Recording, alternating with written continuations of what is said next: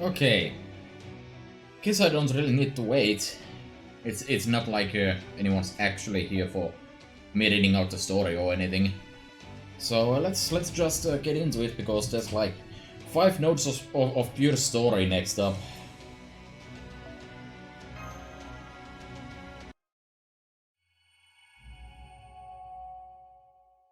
Section 14. Those who laugh at the end of the Yuga. Or during even. Aswathaman, of all the times for him to show up. Indeed, I was just about to remind you. I assume none of you have forgotten what day it is. Today is the Kali Yuga, when the entire world is unmade and recreated.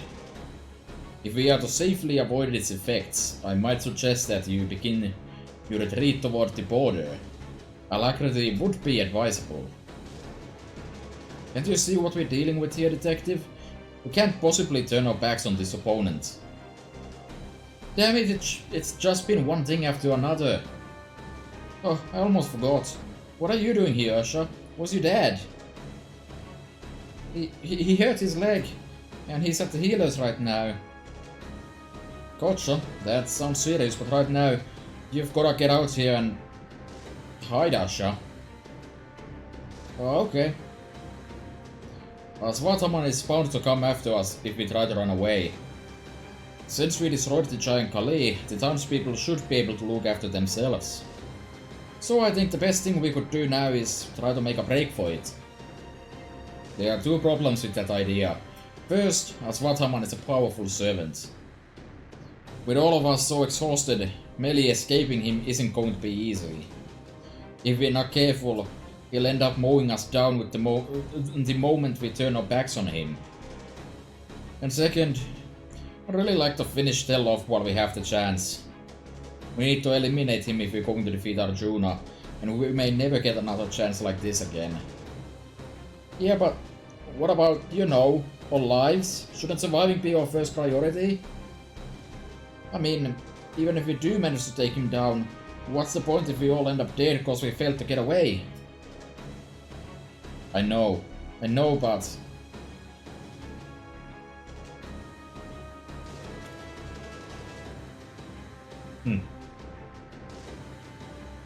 Just what we needed. You awake now? Good, then you can help me take care of these guys. Especially since you were supposed to... What the... Nope. I just can't seem to remember anything from my old life. But I do remember there was something from it I was forced to forget. That's right. I know there was something really important to me. Something I don't have anymore. And I know you and that guard were the ones who took it. Are they falling out with each other? No, wait. It looks like William Tell was never a complete local pala to begin with. At any rate, now's our chance to run for it. Let's get out of here. Oh! Okay, let's go everyone, but keep an eye out in case anyone comes after us.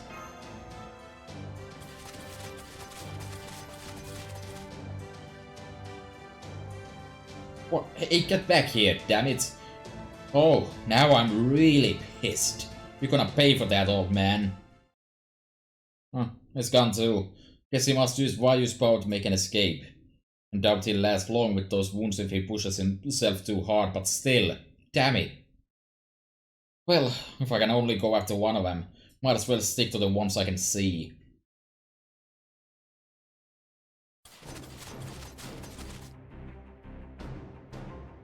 Aswathaman is coming after us. I was afraid this might happen. Keep running. I'll hold him off at the rear. I know about his amazing regenerative abilities. They practically make him immortal. I may not be able to defeat him now, but I would at least like to stop him from coming after us. Of course, since he'll recover from most damage as soon as we inflict on him, I'll probably have to cut off both his legs to do even that. Understandable.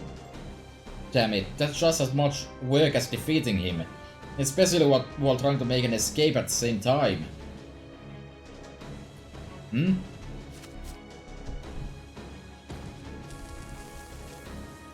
All the stupid times.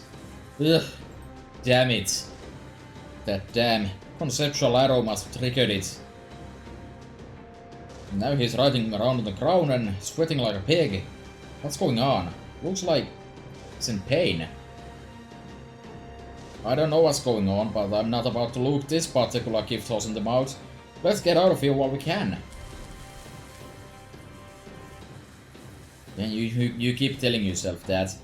Now I'm really pissed. Yeah, so you do that.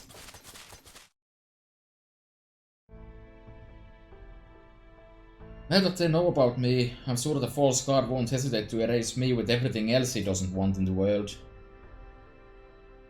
You're certain that I can avoid the cataclysm as long as I'm on board your ship, yes?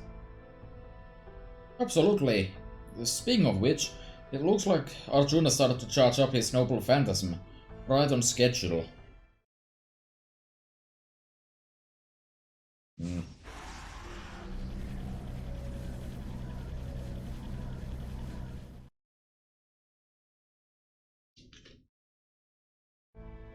Confirming our distance from Arjuna now. Good, we should be safe here.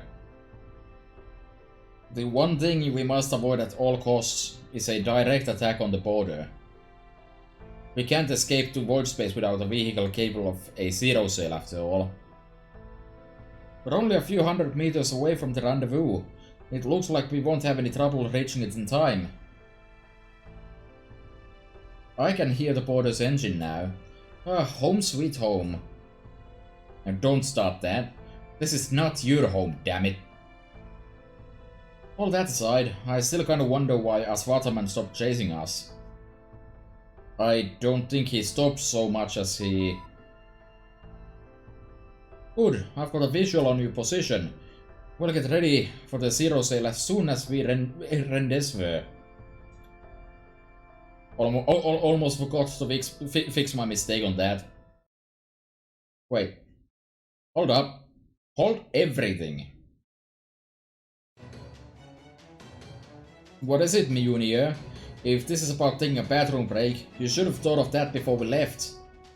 What? No! There's a servant right next to the rendezvous point. Rendezvous. What? Did one of them come after us? This is terrible. What if they attack the border? No, we need not worry about that. Based on these readings I'm seeing, the answer is plain to see. They're wounded. This servant has clearly been so gravely injured that they are no longer able to move. Furthermore, it is a servant we are all familiar with, Director Gordolf, though we are decidedly not on friendly terms, unfortunately. Ringo and her team should be coming up on her shortly. For the moment, I suggest we wait to see what happens.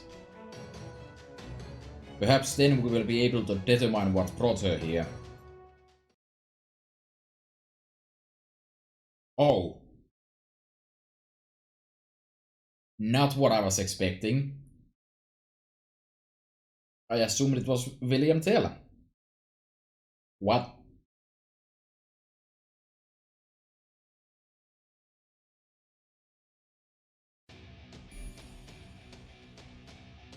Alrighty then. That was short-lived. I'm sure this will go smoothly.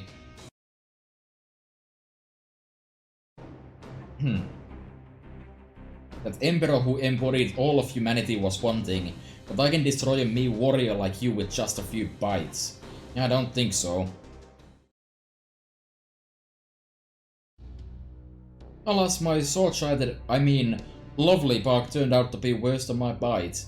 Now I see what they mean when they say the brightest stars burn out the quickest. That locally sourced Lokapala is on a whole different level. He must be the most powerful servant in this lost belt, excepting Arjuna. And if that weren't enough, he even had some powerful holy sutras equipped, no doubt thanks to that damn monk. I can't break out my other tales here in this India. That would put me too close to my original for comfort.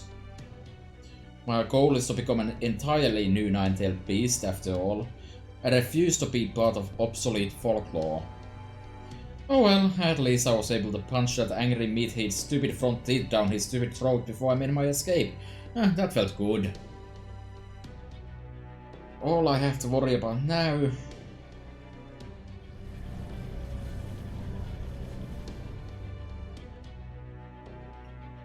is that guard's monstrous power. Now that I've been marked as an undesirable, I can't afford to get caught in it. And Raya's I might to leave. It isn't just those damn sutras holding me back. If only I hadn't taken that side trip to South America. At any rate, it looks like I won't be able to manifest in any other region until I get rid of this virtue.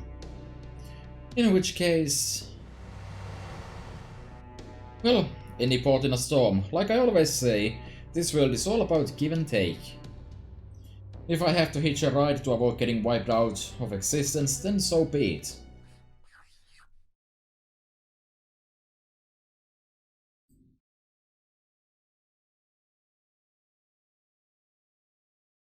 At least this time they actually translated what the sign says. I believe she is attempting to hitchhike. What in the world is that mix thinking? Unfortunately, she is too close to the rendezvous for us to go around her without losing a lot of time. But of course, there's no telling what she might do if we stay on track and end up running into her. What should we do?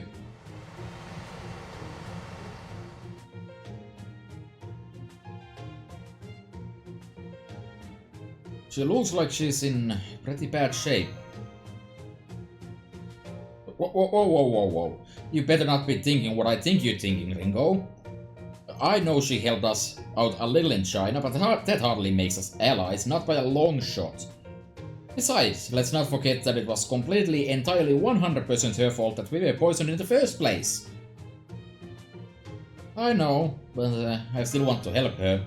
Potentially also roll for her, you know. Any year now, July works. Any year now. Oh! There, you see, even the little furball knows we can trust her. Come on, we need to make a choice here. That's fine if you wanna ignore her, but you should know she's charging up some weird kind of magical energy. She's holding both hands up and forming some kind of glowing ball of energy above her head. Oh, 4-4.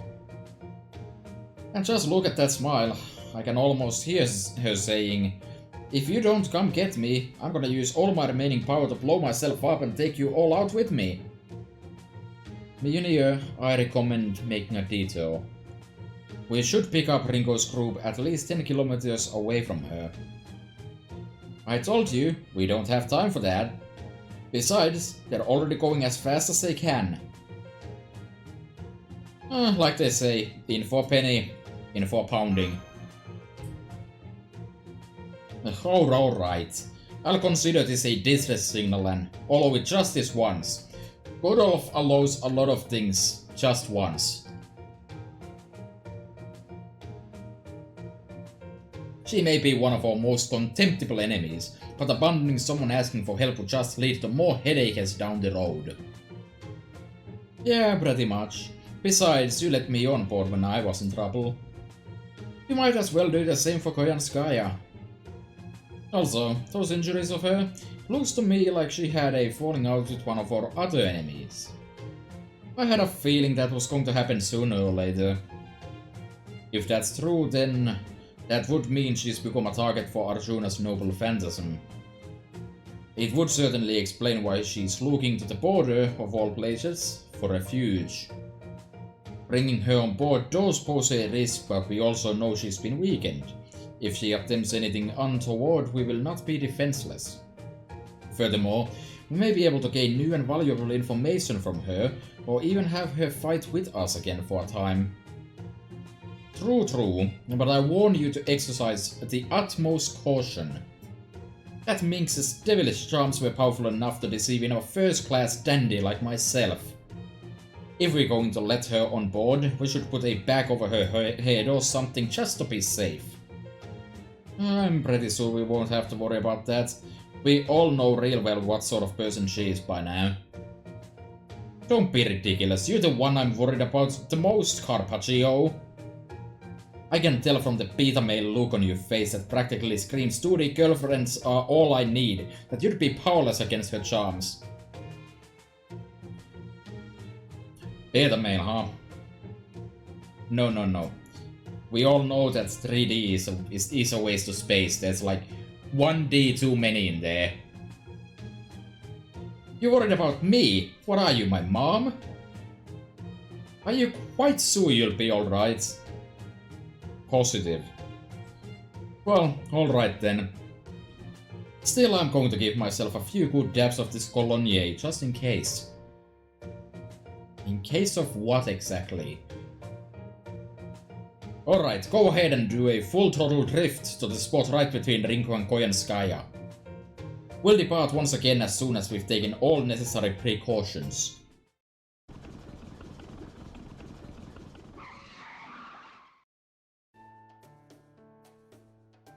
Well, all things considered, there hasn't been much in the way of comedy during this Lost Belt so far. So I can definitely appreciate that. That was some high quality dialogue right there. Oh good, you stopped. I guess this means you're letting me on? You're going to tell us all about what's going on, okay? But of course, I would never expect a free ride, heart. Ah, foo. Oh my little foe, you really do have it out for me, don't you? Oh, I'm so scared. Anyway, let's get going, shall we? Or is the plan to put me in some BDSM gear before we get moving? Perhaps one of you is giddy at the thought of an opportunity to do all sorts of naughty things he missed his chance for in China. I'll have you know, I was thinking nothing of the sort.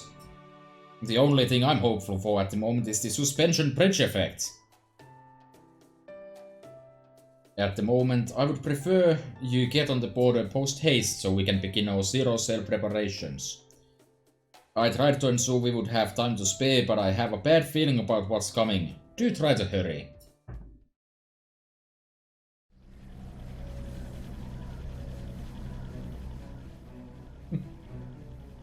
How unexpectedly thrilling. Perhaps you were simply unaware, my dear Chaldeans. Oh my, this will never do. Surely you should know better than that by now, no? This world gets leaner and leaner as more excess is shaved off with each Yuga cycle. That of course means that it requires a bit less energy to destroy it as the cycles go on. So if you were expecting it to take as long as it did before, why, you might just find yourself running a little short on time. Go on, guard. Let us proceed with the next culling.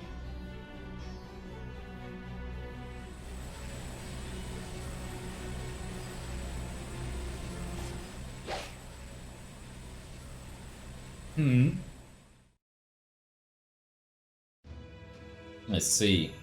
So you want me to help run this world so you don't have to bother yourself with trivial matters, huh? And by running this world, you also mean taking care of people less than inclined to cooperate.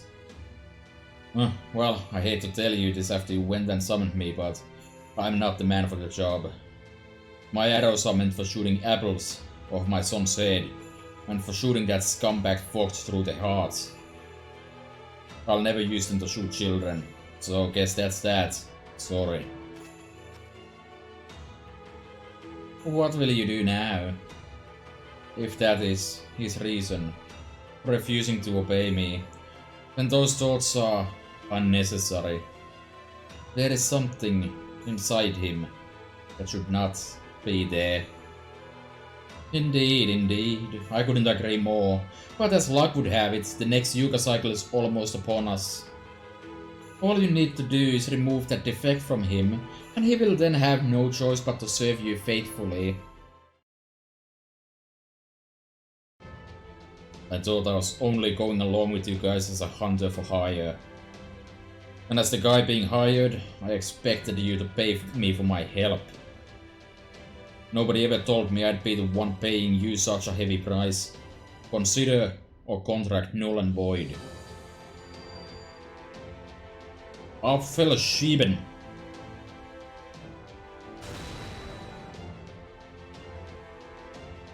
You fool! Your idiocy knows no bounds. What can a half-dead archer's arrow hope to do against a god? I hear a voice from a long time ago. One of the records that remains in the Shadow's head. A voice dripping with oppressive authority, intolerant of the slightest defiance. I'm told you have some skill with a crossbow. Then go ahead and make this shot.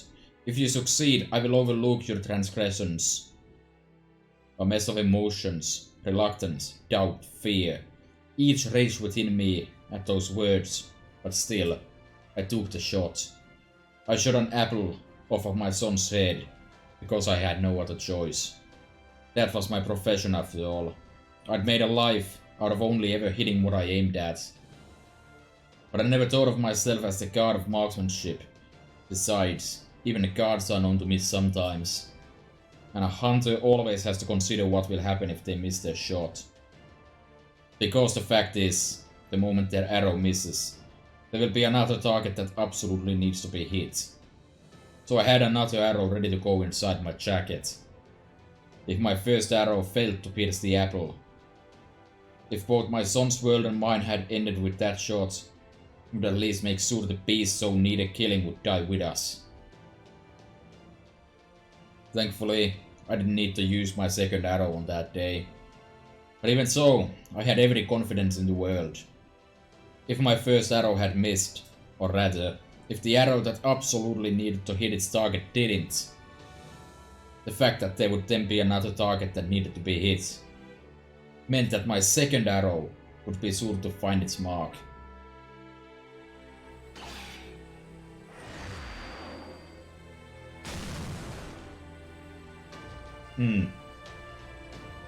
What? It hit?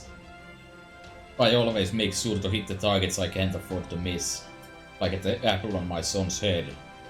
But of course, I also have another arrow ready to go, just in case I miss. That second arrow is my true noble phantasm. It doesn't matter if my white sheep's target is an evil Vogtor god, it'll still find its mark. There are some shots you can only make after you've already missed. Now I see, your noble phantasm interferes with causality. See, here's the thing. I find it absolutely hilarious that in Fates we have reached the point where a noble phantasm that will always hit, in case it misses, the second one will then hit even more certainly. Like, I know it's not quite exactly how that works here, but like, I just really enjoy the fact that we have a noble phantasm that's built around always hitting, but if it doesn't hit, it will still hit, which is just complete nonsense and I love it. It's a shadow arrow that's guaranteed to hit if the arrow before it misses. And on top of that, you infuse it with all of the Vayu's divine power to make doubly sure to hit its target. Though of course, that's still not nearly enough to do so much as scratch him. If this good-for-nothing hunter managed to get guards' attention, even for just a few seconds, I'll consider that plenty meaningful in itself, knowing that the humans will reach him. After all, a few seconds has got to count for a lot when you're a guardian making the entire world. Surprised? If the look on your face is any indication, this wasn't for nothing after all. Well, I'm just that much happier I took the extra effort to rouse these bones for one final shot. Your entire being has become unnecessary. You think I didn't see this coming? I know how close I am to dying better than anyone. But you know, the wounded quarry is the most dangerous as the end closes in. There's nothing stronger or more dangerous than a cornered animal. I know that better than most. Oh, one last warning before I go.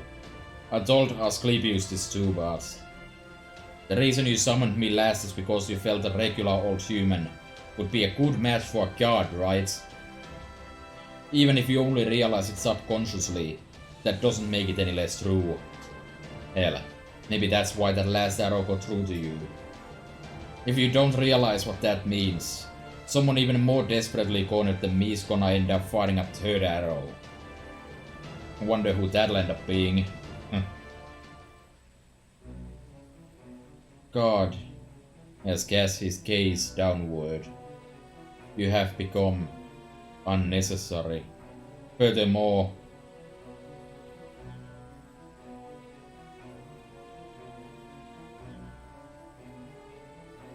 God has also seen. These defects are unnecessary and therefore evil. Begone, evil. You are not needed in the new Yuga, the new world. I will now wield the sword of the god who ends all things. I will cut off the world from the rift in the world made by the blade. Clear purification will burst forth. Terminus and Genesis will cycle anew. Sword of dissolution, let your blade fall. Mahapralaya.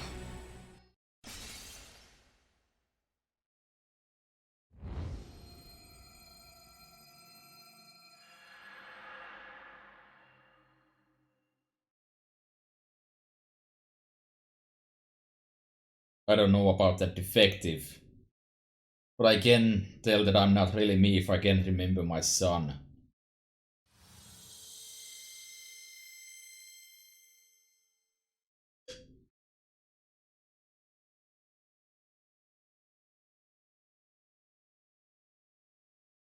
Oh, there you are.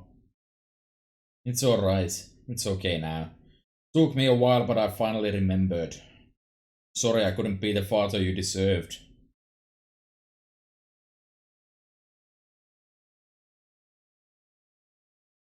Effect of Unforgiven World weakened by the erasure of Lokapalat Hell.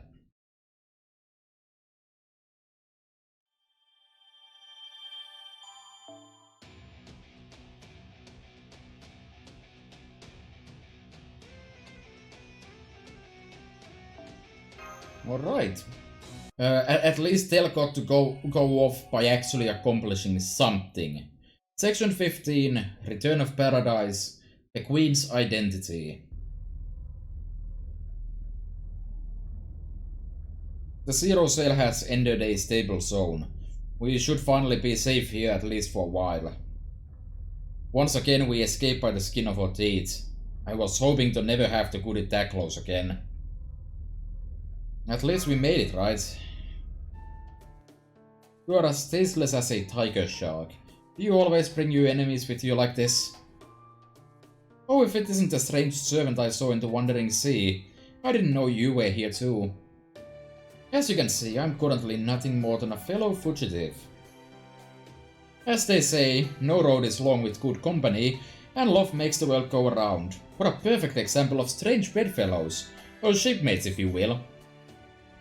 Of course, this is strictly a temporary business arrangement, but I do hope we can get along for its duration. Likewise, and not so much as a finger on the instruments, please. If you so much as breathe on them, Mr. Detective there is going to open up a can of baritone your ass. Now, I'll thank you not to refer to we detectives as you would a knife. Never mind that my deductions are so sharp one could cut oneself on them. Even I would need a hot shower if I were to get the blood of so toxic a vixen on me. Oh my, the office banter is so pointed here, Star. You're not picking a fight with me, are you? I don't know, I think they're the best of friends. Oh man, I'm getting serious chills down my spine. What I wanna know is, why is no one pointing out how Koyanska's outfit just magically fixed itself? She even looks good in a traditional Indian outfit, complete with sari. Is she an angel? A demon after all? Alright, enough small talk. We have a great deal of questions and precious little time. Let's begin with your present circumstances. Why did you seek refuge aboard the border? Aren't you with the Lost Belts, or rather the Foreign Guard? Well, you know how bands sometimes split up because of creative differences. It's a lot like that. I think Pepperoncino they can attest to it. I never liked this one much to begin with, and was planning to wash my hands of him once he'd served his purpose, but he ended up beating me to the punch. He filled Arjuna's ears with all sorts of nonsense about me, and now I'm officially persona non grata in this India. That said, I never had much of an opinion about this law spell to begin with, so I'm not too broken up that I've been exiled from it now. Well, for the time being, I think I'll stick around a while longer. Let's just say I have my reasons. I thought as much. Thought as much about what Pepperoncino the traitor. Oh, a swing and a miss. I haven't betrayed anyone, but thanks for playing.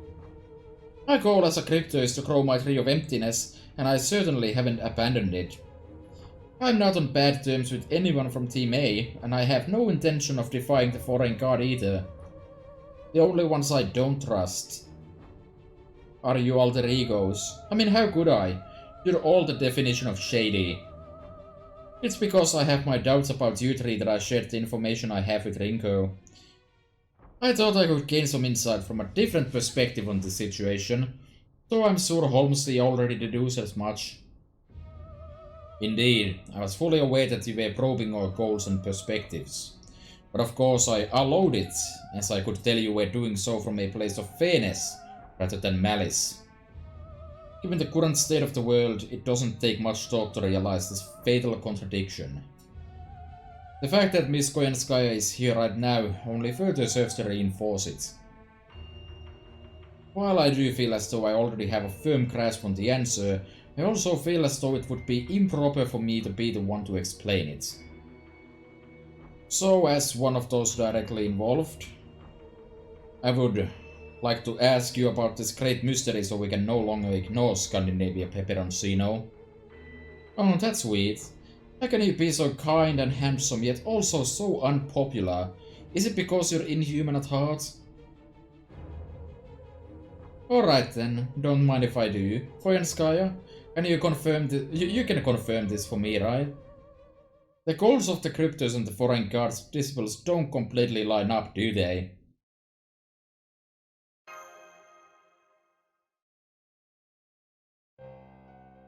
What do you mean?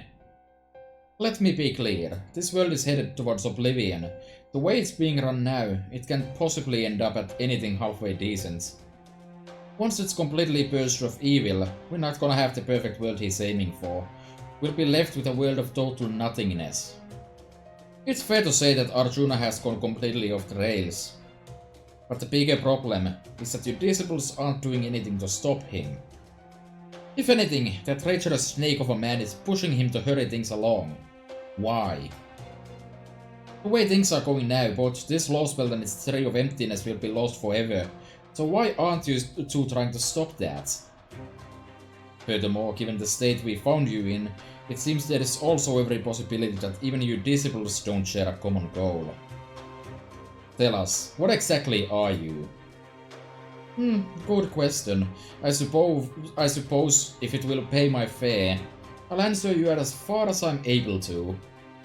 I do indeed have my own adorable goals I'm working towards. Adorable goals that neither the cryptos nor that shitty monk share. I sincerely doubt there's anything adorable about them. What are they?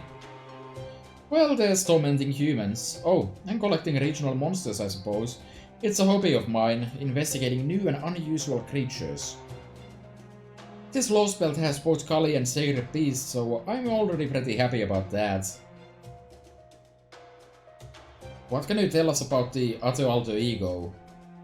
I'm afraid that's one I can't answer. It would violate the non-disclosure agreement in the contract I signed up with the Foreign Guard. The most I can say is that he and I most certainly do not get along, as you can tell from my presence here. The three alter egos may have different approaches to the different personalities, but share one common goal. All three alter egos want to grow the trees of emptiness to completion. I see. Is that roof of Water Kotomine? I mean, Rasputin too?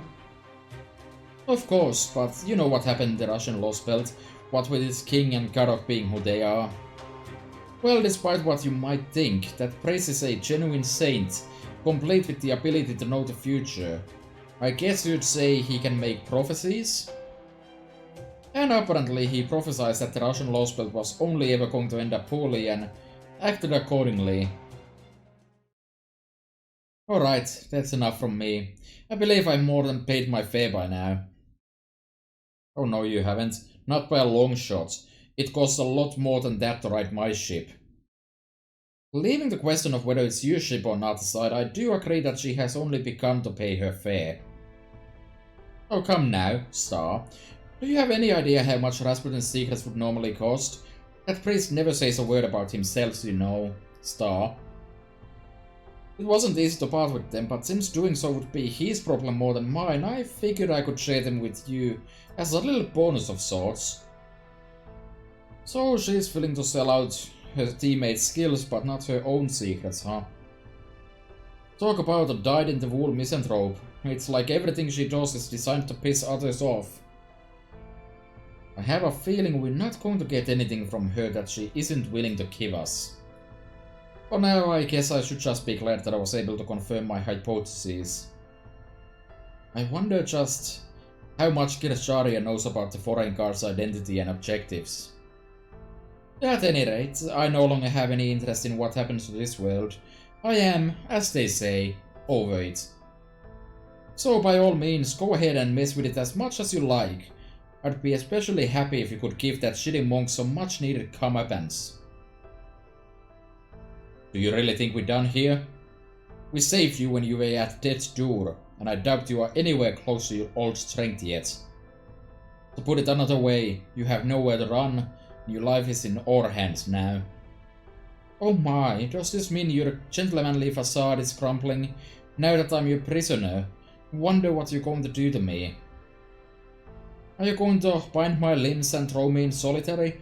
Chop me into tiny pieces like what happened in China? What? No, I'm just referring to your promise to temporarily cooperate with us. Though that's not to say we won't take precautions. I trust there won't be an issue letting her out of here along with Rinko. I highly doubt it. Not with Rama, Ganesha and Lakshmi all keeping an eye on her. Once we have our safety measures in place, I believe our most prudent course of action would be to act on this new information. And of course, when the situation calls for it, we would like you to assist us in battle. At the moment, I believe that covers the manner of assistance we expect from you. Well, I can't promise to be too much help in combat, but I can certainly fight well enough to protect my own life. And if you're treating me as a guest rather than a prisoner, I'll agree the information I shared doesn't cover my fare. So rest assured, I'll be glad to work off the rest. I certainly don't want to be in debt to humans after all. Well, if nothing else, at least we made it through another cataclysm unscathed. I think we've all earned a little break today, so why don't we kick back and relax while we wait for the outside world to stabilize. If all goes well, maybe we'll even be able to settle everything during the next Yuga cycle. I think that would be kind of a good idea. Oh. So you're the one I heard on the transmission. I go by Captain right now, though that name has no particular meaning. Not that I have any other more meaningful name to go by right now anyway. Good to meet you, Captain. You don't have to tell me. I know who you are. Do you mean we've met somewhere before? Of course not. What makes you think that?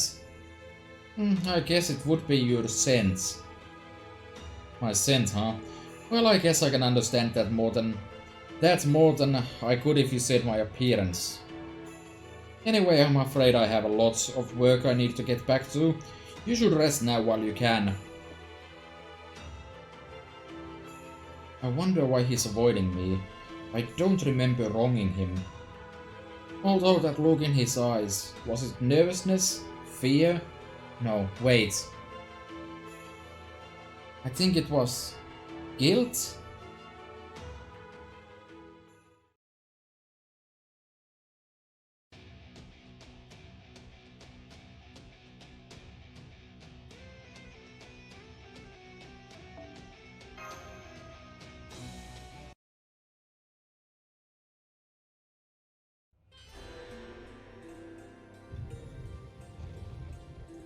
So we arrive at another loop. Another Grand Yuga has begun. I don't think I've ever been so happy to see the sky. There really is something about seeing it for the first time in a while that appeals even to a die-hard shunning like me. I thought you were the type who never left their room no matter what. How would I get food or go to the bathroom? Of course I go out when I gotta, but you don't have your bathroom in your room?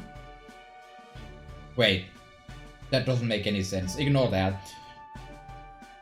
I always enjoyed the early mornings when I'd have to run down to convenience store to replenish my snack supplies after fighting a massive raid boss for 3 days straight.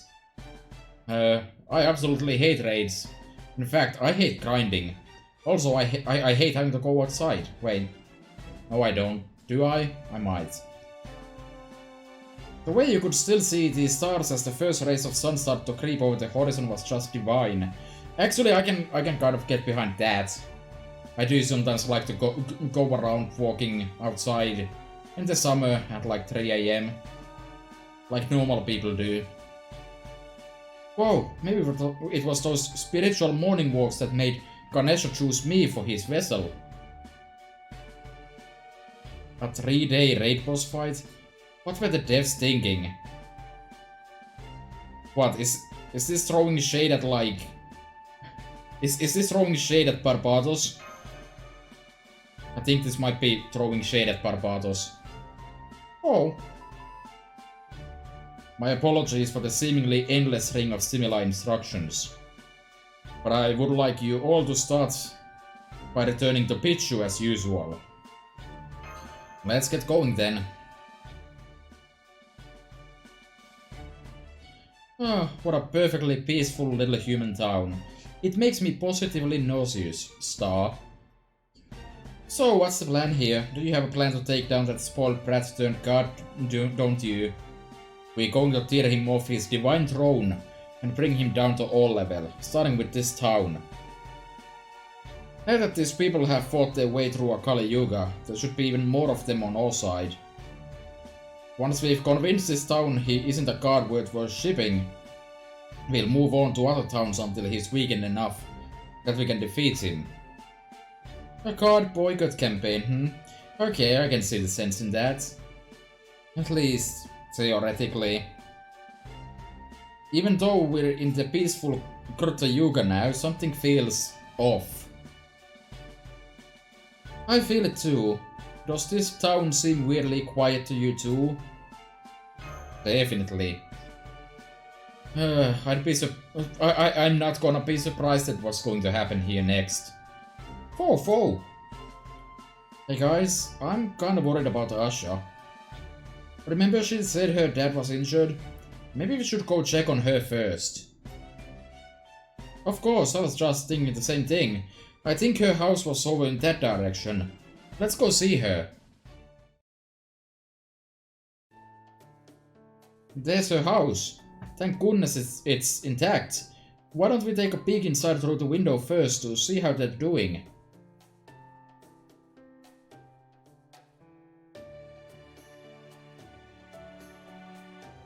It looks like they are celebrating something. I'm so glad we all made it to the Krita Yuga to celebrate your 4000th day of life, Asha. Me too, lots happened over the different Yugas, more than I can even remember. I was worried how things were going to go when we first took you in. But you've grown up to be a wonderful little girl. Though you know, it's strange. I know we've been here since way back. But this house still doesn't feel like our home. Maybe it's just too big for us? I was just thinking the same thing. Maybe it's time we thought about moving. Think there's another house we could live in, not too far from here. But we don't need to think about that now. Today's your special day, and we're going to celebrate. Go ahead and eat anything you want, okay? Okay. Oh, what's wrong, Asha? You don't look very excited. Auntie? Doesn't it feel like we're missing someone important? Wow, never could have seen that one coming. What do you mean? Oh, now look what you made me do. I'm sorry, are you okay? You dropped the dish over a little question? You're such a new low. There it is again. It feels like someone else should have said that. It feels strange that nobody's saying it. Yeah, it really feels like there ought to be someone else here with us. What an odd girl you are. Who would that possibly be? You know, it's always been just the three of us. Yeah, I know, but I can't help but feel like I made a promise with someone. Someone who said they'd celebrate with me, and patted my head, telling me how much I'd grown. Huh? Am I crying? Well, that's a funny surprise. This is supposed to be a happy day.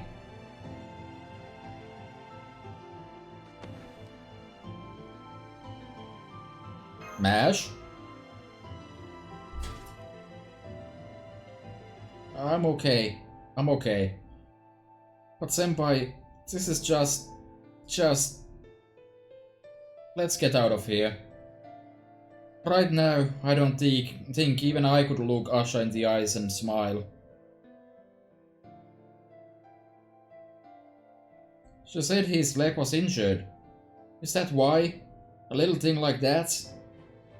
That's just like what happened to Vihan. This is horrible. I don't even have the words for how horrendously wrong this all is. Oh no. Does this mean... Yeah, it does. Lakshmi, where are you going?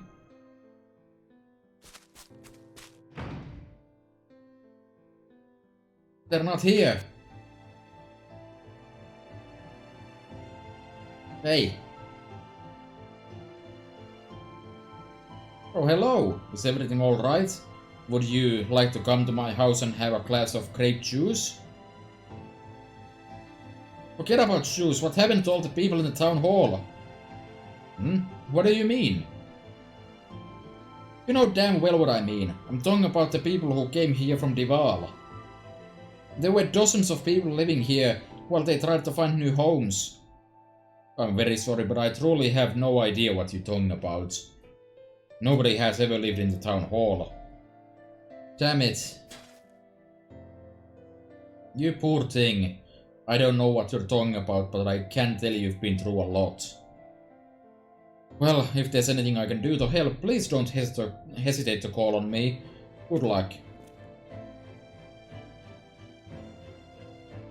Okay, so I definitely saw that one coming, but I did also mention yesterday that just because they are opposing the god doesn't mean they've stopped believing in the god being a god and all that. So the solution should honestly probably, given that we're going to kill the Lost Belt off anyways, to just get rid of all of them. I wonder if that's going to end up coming to play anyways, because they have ceased to exist. Does refusing to obey is a sin now, you false god? A crime so great you throw them away like they're worthless? It seems we are too lax in our assumptions. Given how removed Arjuna is from this world, we assumed he would never bother to personally determine the so-called defectiveness of individual persons' actions. Especially since we knew Dival continued to exist across yugas, even after they began fighting back. That sounds right to me, if we're just talking about Arjuna himself. I'm sure he would consider changes in the little people's fate as trivial matters beneath his notice. But he has a certain advisor at his ear, one who loves nothing more than snitching. And I can't see that slimy, devious monk not taking the chance to rat these people out. Yes, I recall you mentioned him on the border as well. It sounds as though you and he are on extremely poor terms. Oh yes, he's a wonderfully shitty monk. As for who he is, well, you'll find that out when you meet him yourselves. So it's his fault these people disappeared. No, it might be mine. Lakshmi? It might be because I helped them. Because I lit a fire under them. Because I drew the false guard's attention to them. Maybe I'm the reason they were eliminated. They might have been erased as though they never existed because they got caught in my cloud of bad luck. Lakshmi. No, that is not my name. I've been lying to you this whole time. Everything that's gone wrong is my fault. I knew I should have stuck to fighting on my own. What are you talking about? You're not making any sense. The god that resides within me is not Lakshmi. What was that? Me, the goddess of happiness and prosperity? What a joke.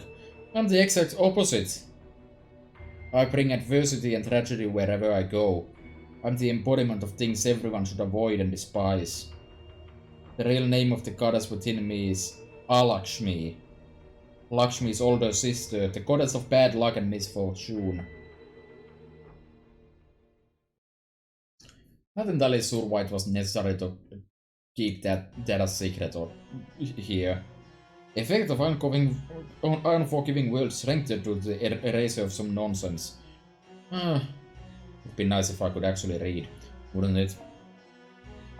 Anyway, so let's carry on without further ado. But yeah, I'm not entirely sure why it was necessary to keep the twist a twist. Like, does this actually change anything? It's true. Those two sister gods are more alike than shrimp and prawns. Lakshmi, that's the goddess of misfortune. Lakshmi's direct opposite. You saying that's who you really are? She is still a source of power lacking in consciousness, as I told you before, but yes, that is who I really am. So that's why I was never quite able to sense my beloved Sita's Lakshmi inside you. Part of it is because she's only a source of power now, and part of it is because they are sisters. No wonder I never got more than a vague impression of the divinity inside you. Why didn't you tell us this sooner? Lakshmi's request was simple. She conveyed to me that she wanted to help her sister trapped within the false god. Okay, so what's the problem? That's one of our goals too. But who would ever want to join forces with the embodiment of bad luck and misfortune? I've been using you for my own ends all this time. I thought you would refuse to help me if I was honest about my identity. And that made it harder to achieve my goal of defeating the false god and rescuing Lakshmi. Some leader I am, I'm just a foolish woman steeped in lies and deception. Now these people were raised without race, and all of your hopes are dashed too, and it's all my fault. No, you're wrong here. Fo. I understand you really are Lakshmi, but you're still wrong about the rest. Senpai and Pepe are right. You didn't erase Ajay or the people of Dival.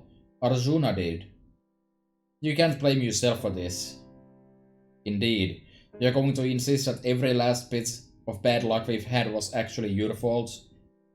Because even for a goddess of misfortune, that would be going a bridge too far, Lakshmi. What? We're fighting for the fate of this entire world. Your luck can't possibly affect that, no matter how bad it may be. It is our skill and responsibility alone that will determine the outcome of our fight, just it always has before. But the only laments I'll allow from you are your clumsiness and the way you constantly stub your toe and squirm in agony. If you thought we hadn't noticed, you were gravely mistaken. Oh.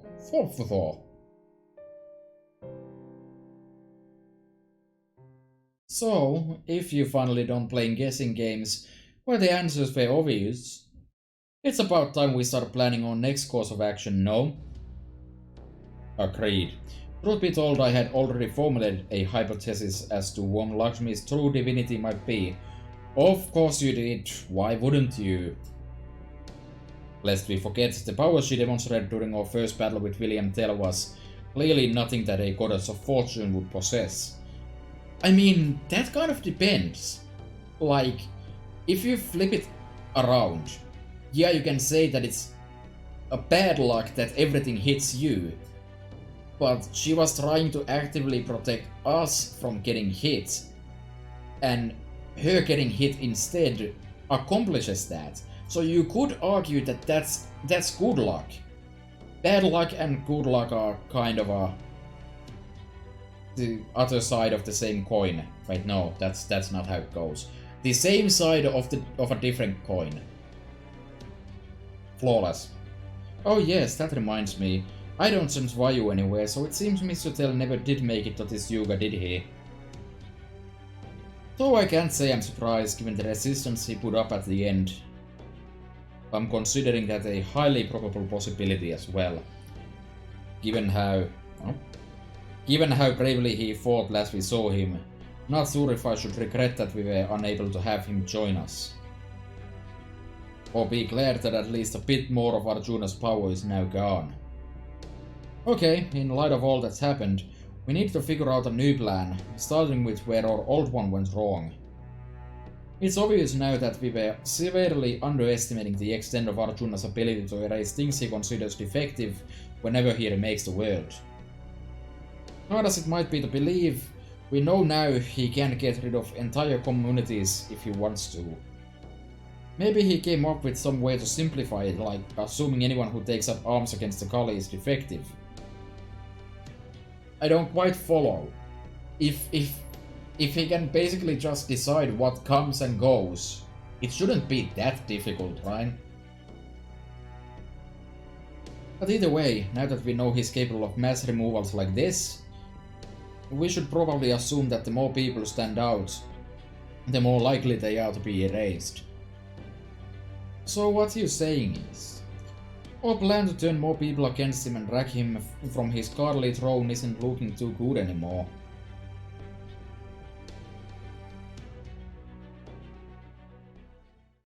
So what? Just going to accept that this is how things are here? No, absolutely not, Master. You better believe it. I don't care if this world's god is the one behind it. No one should have to live in a world where they could be erased like this. Oh!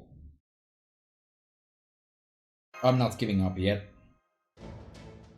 I couldn't agree more, Master. We may be back to square one again, but so what? As for you, Queen, who has slightly worse luck than most people, I have no desire for you to wander about in sackcloth and ashes being so terribly morose. Who is going to benefit from you doing such a thing? It's an utterly pointless endeavor. Now that we know our old plan won't work, we need your help more than ever in coming up with the next one. Will you help us? Will you continue to fight beside us, just as you have till now? I second everything Rama said. Compared to some other companions we've had, a goddess of misfortune is nothing. You truly are an odd one, aren't you?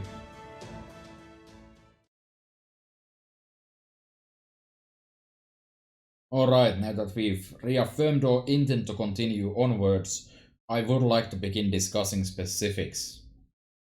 Does anyone have any information that would give us a good place to start? I'll get right to the point. I can think of one thing. Oh, what's that? Aswathaman. There's something wrong with him. Yes, I think we all saw that for ourselves, Raimi darling. Care to be a little more detailed? I'm afraid it's difficult to explain.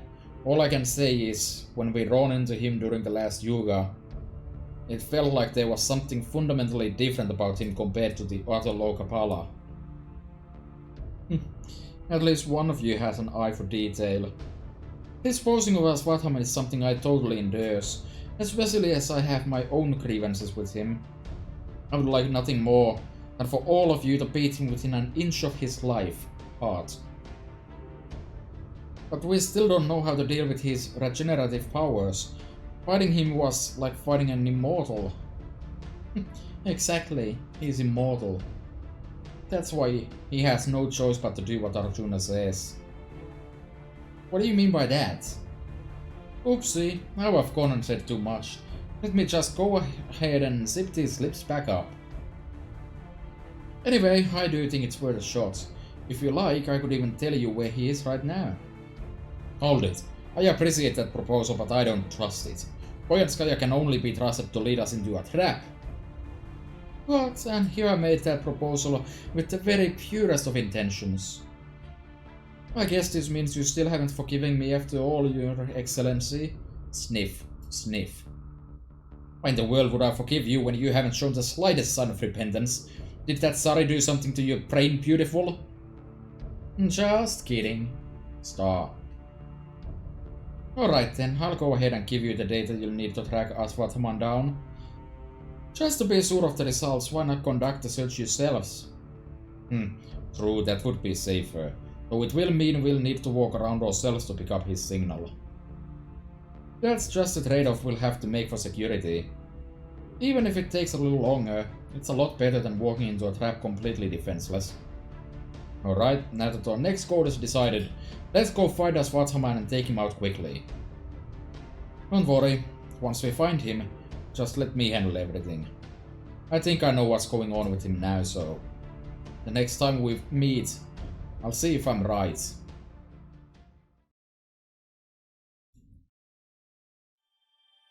One thing I'm wondering here though, we've pretty much established that by the end there's not going to be a perfect utopia. What we're going to eventually get here is just nothing. And if there's nothing, is there even any reason to bother? Can we just leave this place and come back after it's been reduced to absolutely nothing and then go chop on the tree? Alright, next section. We finally have some combat going. However, this isn't the real fight yet, so ignore that party. That should do it. They should do it nicely. Pretty sure this isn't the real fight, so...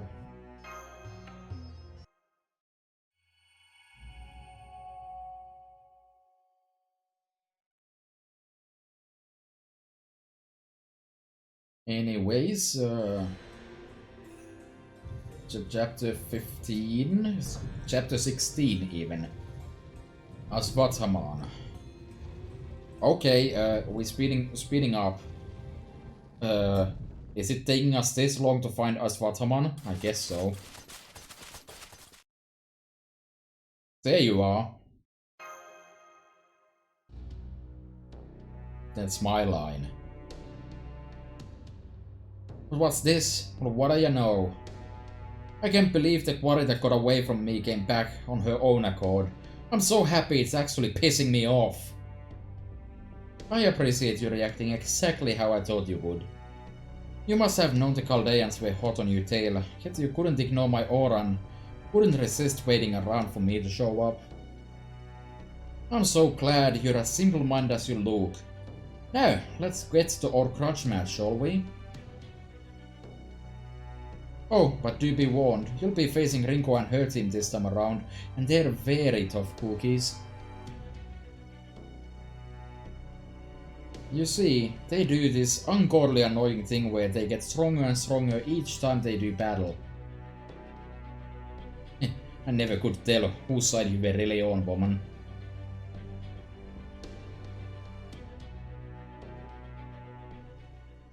Let me ask you this, Aswathaman. Would you be willing to tell us your whole story?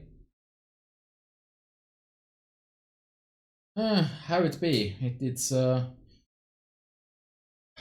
It's going.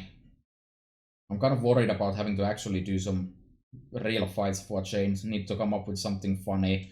But I'm hoping to get to like the end of chapter 18 today, so I can wrap up this tomorrow. I have a boatload of eggs to farm. What was that? I am a generous king, and I can tell what others are truly thinking. I promise I will neither laugh at you nor look down on you. What do you say? Ugh, every one of you just makes me so freaking furious. I don't even know what you're talking about. What are you doing, Raimi? I thought you said you could handle him. I thought I could, but it seems this problem is not as easily solved with words as I had hoped. We'll just have to pin him down and have him cool off more naturally. Wow, that was a great plan right there. Yeah, at least the Aswathaman fight that's coming up, I need to come up with something funky. Okay, I do like it, but we'll see how that goes. So we're gonna have to fight him after all? I will help you, but what I said before still holds true. Do not rely on me too much. There is no telling when my poor luck could result in a fatal error. But you can control it at least a little, right? Like you did when you got all Hell's arrows to hit you. A little, yes, but there are some areas that are still out of my control. Not to mention that the recall from that time is probably... Oh, Aswathaman, you really are an awkward boy, aren't you? You mean like the opposite of how you strut around in those fancy clothes of your sex master? Well, I'm certainly less awkward than you. I keep my life nice and simple by doing whatever it takes to stay alive. Of course, that still leaves the question of what I want to do with my life once I keep it. It's not easy being human, you know. We always want more. Guess you really must be a droid if you can say that sort of thing with a smile. Maybe I am kind of awkward by comparison. All I've got going for me is my anger, so it's only natural that anger would become my entire life. Living my life makes me angry, and my anger gives me reason to live. Yeah, I know it doesn't make any sense. Just like I know that the moment my anger dies out, I won't be me anymore. So as long as I'm still kicking, I've got no choice but to keep my fury burning, to keep burning my whole damn life. Alright, this first round should be pretty simple.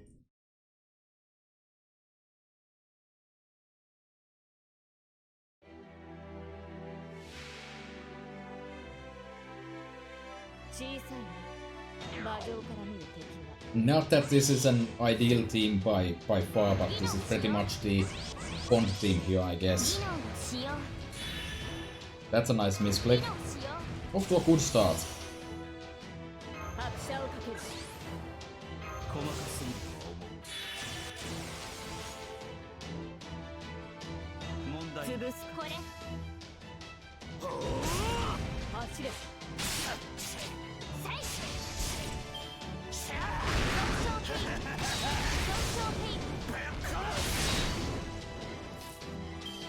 I probably should have remembered to actually take Karna out here because he did hit Bond 8 yesterday, I think. But who's counting? There's not that much left here, I guess.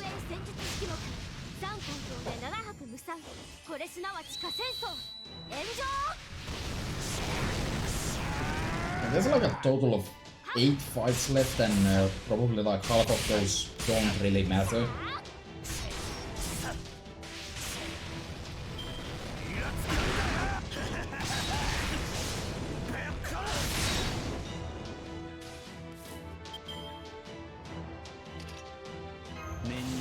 Okay, let's see if Karna can do this. Probably not, though.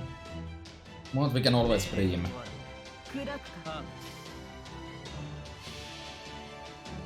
スーリアよご昇覧あるもはや戦場に呵責なし我が父よ許したまえ空前絶後バサミシェクティ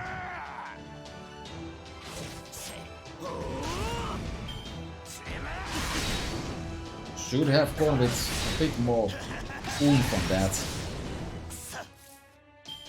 And the burn wasn't enough, though I guess burns don't break bars, right?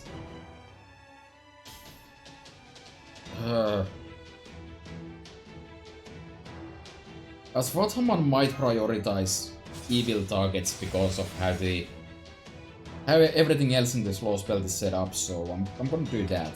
This isn't an NPC, right? This is an NPC, good. Glad I wasted that.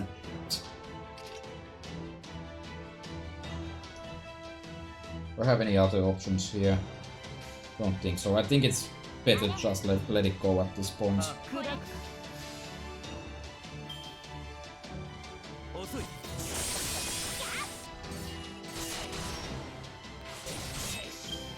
That's nice. I don't really have anything to snuggle with here. Just spending time on the internet.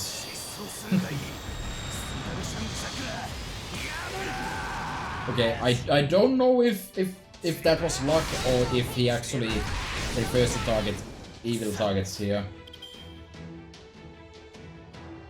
But I'm gonna take full credit for that one.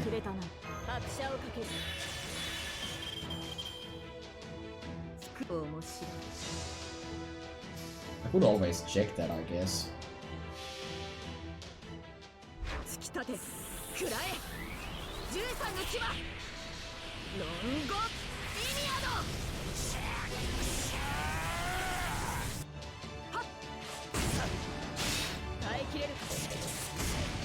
No, it doesn't look like he prioritizes evil. Okay, lucky it is then. As I always say, I always rather be lucky than skilled any day.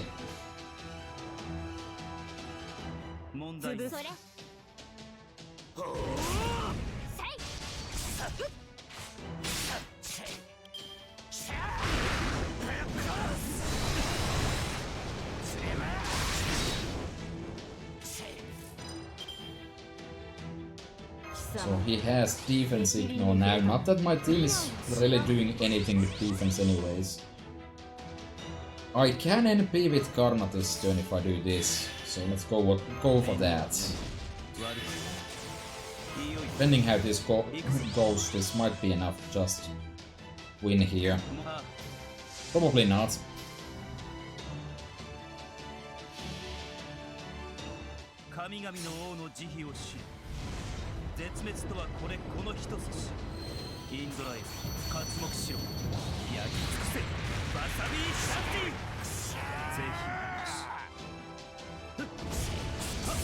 Yeah, that's a plenty. Easy win.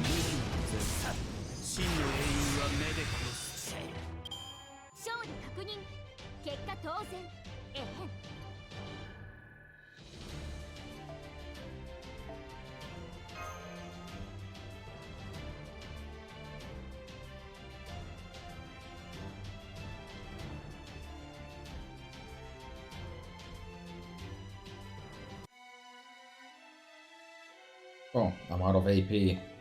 That's fine. Okay, we actually make a team first. Alright, first of all, I am going to limit myself to using the servants here, so don't really like the idea of taking a saber into an archer fight. But I'm gonna do it anyways. I think those buffs will be worth it. Oh! Her third skill is actually at level 10 now, so that's consistent then. Yeah, I'll take that. Ganesh would probably be way better, but that's fine.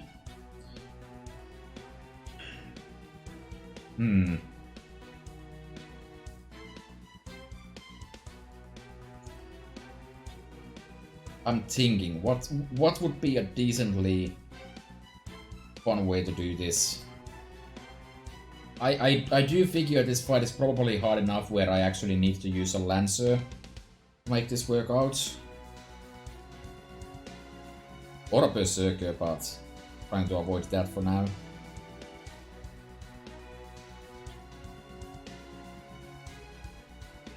I think I'm gonna just take Lee Shuven here. Let's see if I can build some kind of a decent arts team around that. The Divine Spear will take down the Divine Archer.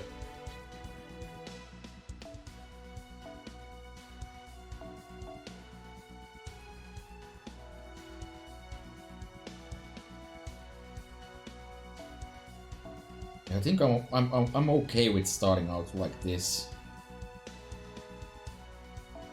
I don't have the regular K-scope on him, so I can immediately NP here. I expect the front row otherwise is not gonna survive for particularly long or anything. Then what arts options do I have in this game?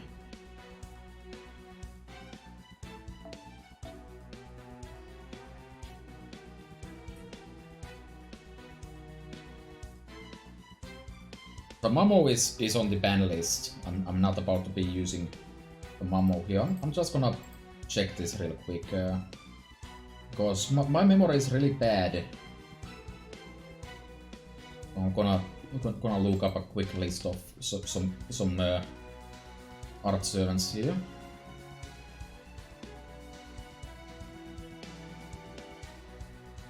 Okay.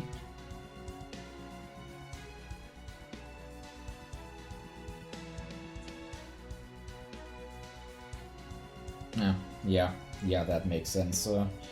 There aren't that many good options for this, are there?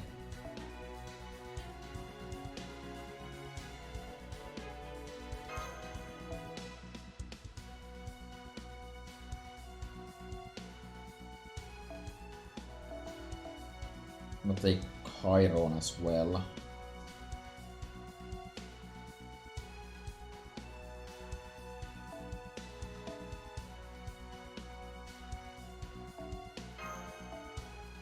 I guess I'll have a secondary account here. A secondary art Lancer. Just in case things go south. That should do it. Just bust a move at the end if need be. Yeah. No, I'm pretty damn far from free to play. My long-term goal is to get every character, which obviously is let's just say I don't have the budget for that. It's gonna be a rough one to make happen, but definitely not free to play. I have like I'm missing 26 servants, I think. That includes of course all the new servants except for William Tell. And in a few days that's gonna add up to another 3, but I should be rolling those on Thursday, is it? We did it, but damn it, I knew he was just gonna heal himself again. Is he seriously immortal or something? Is that all I've got? I can keep this up. Is it just me, or is there something else mixed in there? It's not just the pain of regeneration. It seems as though there's something deeper eating away at him. I knew it. It's just as I thought, Aswathaman. You're cursed, aren't you? Did you just say cursed? That's right. Of course, there are many different kinds of curses, but for this, I believe I know what is at work. Even as we speak, this curse is tormenting Aswathaman. Or rather, his servant spirit origin, relentlessly. This curse must be so powerful that not even a great warrior like him can remove it. I expect it is directly rooted in his destiny. A curse so deeply tied to his heroics that it is inevitable he would fall prey to it. Oh man, I know what it is. That's Krishna's curse, isn't it?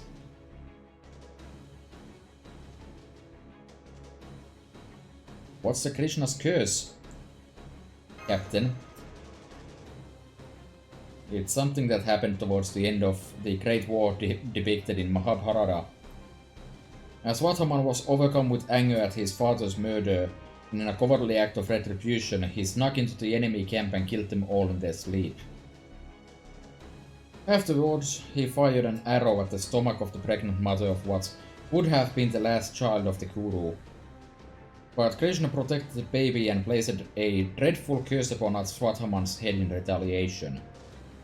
One interpretation says that the curse would last for 3,000 years, during which he would be forced to endure all manner of pain and suffering. I would definitely have noticed if he'd been cursed like that when I first summoned him. So Arjuna must have put the curse on him after he stole my master contract from me. It would be well within his power, since he also possesses Krishna's divinity. Huh, now it all adds up. Aswathaman, your immortality comes from being born with Yama and Shiva's power, and the cause you're dealing with now is too strong for you to remove on your own.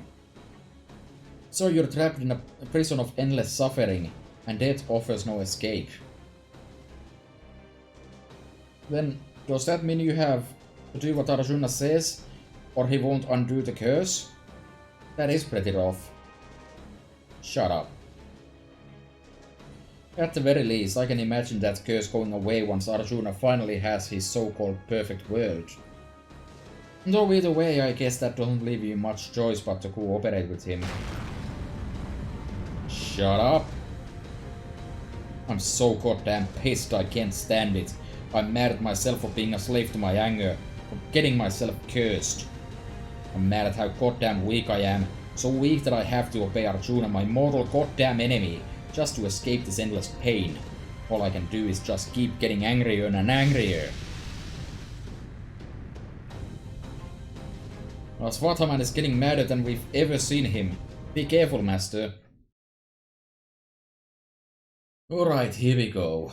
I didn't actually explore the gimmicks of this fight too carefully, but I'm sure it'll be fine.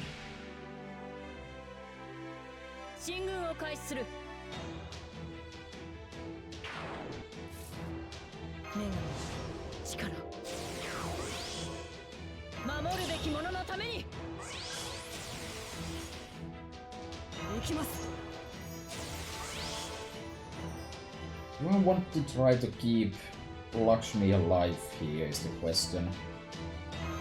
I guess the gods will keep him, rather, around for a while.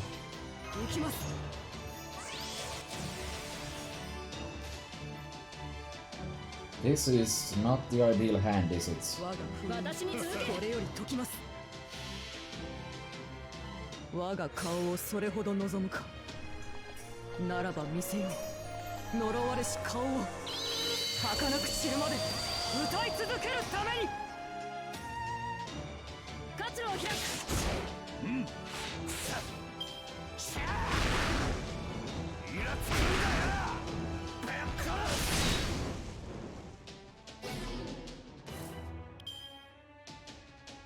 Ah, that's looking a bit better.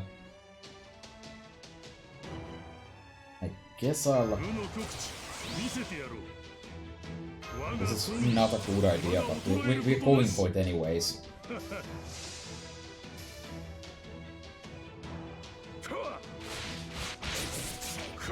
Okay, that was the best idea I ever had.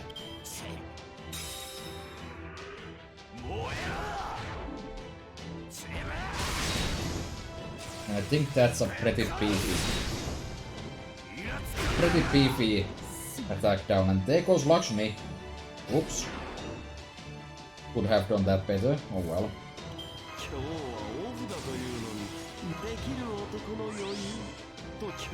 Also, I probably could have had a mystic code that actually removes useful debuffs instead.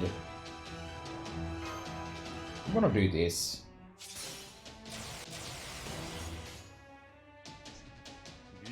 Again, probably not an ideal way to do it, but that way I can overcome the damage down I got afflicted with, and I feel like that was completely unnecessary. I forgot how insane the damage Lee Shuven has is. In theory, if I got good cards and enough crits, this might end up being an accidental free-turn. That would be insane. Oh sweet, that is exactly what the doctor ordered. Let's see if that's gonna be enough.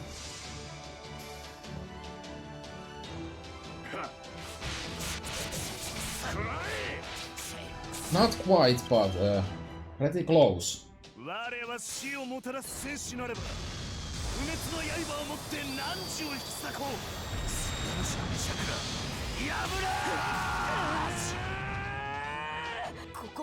That's a lot of damage.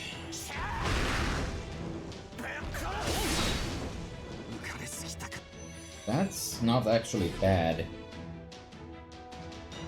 Chiron can come in and give me some beefy buffs. Jaguar Warrior doesn't really matter.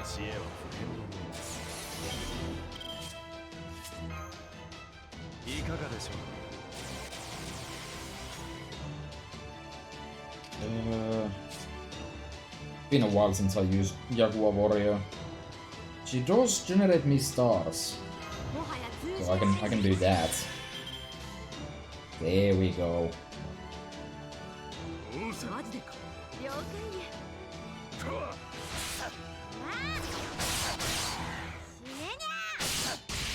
Not sure why I thought that would be an accidental return.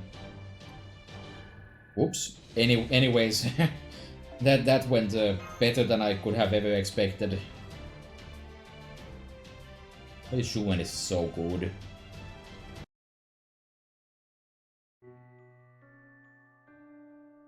I don't know anything about this crypto stuff, but whatever they are, that one was still my master. Once he ordered me to leave Arjuna alone, I was able to hold back my urge to kill him. But once my master was no longer my master, once Arjuna slapped that curse on me like he was putting a collar on a stray dog, then told me he wasn't my new master, there was no way in hell I was going to take that. I tried to kill him immediately after he cursed me. Tried to kill him in the span of a single breath, the blink of a goddamn eye. But it did nothing. His incredible divine power stopped me, killed me, and brought me back to life. The curse ate away at my body, and I attacked him again. Over and over, I was stopped, killed, revived, and cursed. Stopped, killed, revived, cursed. Every time he stopped me, I got angrier. Every time he killed me, I saw red. Every time he revived me, my fury grew. Every time he cursed me, I became still further enraged. Rage.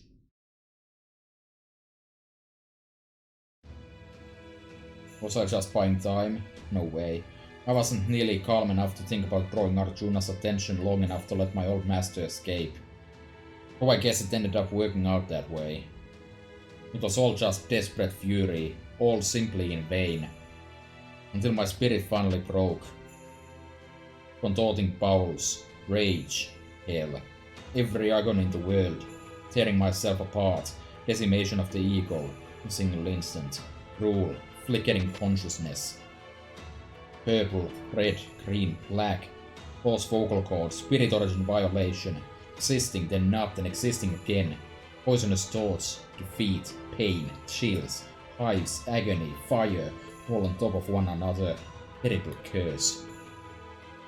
How can I make this damn curse go away? What do I have to do to be free of it? If helping that damn god get the world he wants is the only way for me to escape this damn curse, this law far more merciful than death is the only way to go.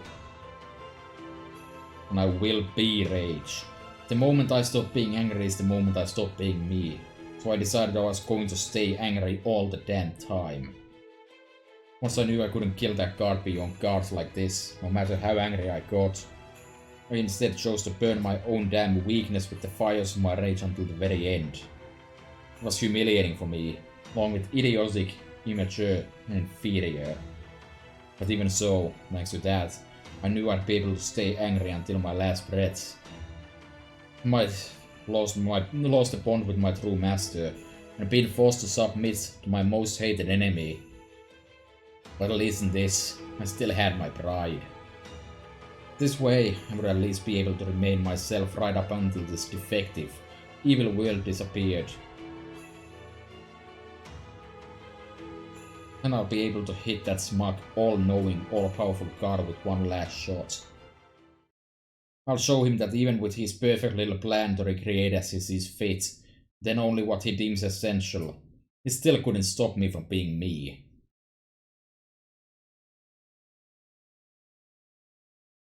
That way, right when everything's about to end, I'll get to laugh in his stupid face.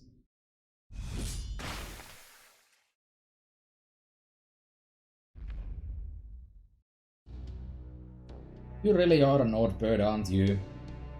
You actually chose to keep losing to Arjuna and his curse just so you could continue to be yourself. Exactly, and thanks to that, he's done for, since there's no possible way to save him. Yes, I'm sure there isn't. Ugh, this goddamn pisses me off. So what are you gonna do now, huh?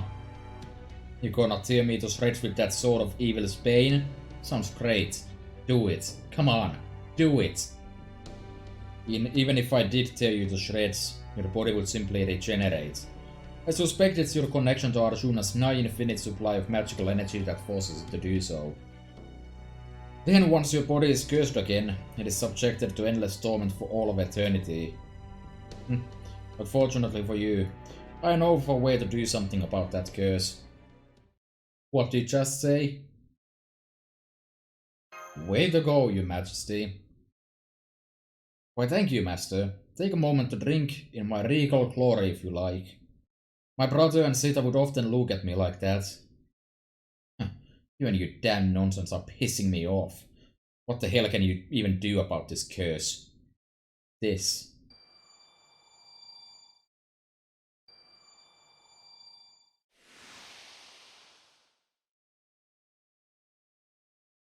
Ugh, this is quite something, isn't it? Whoa, whoa, whoa! What did you just do?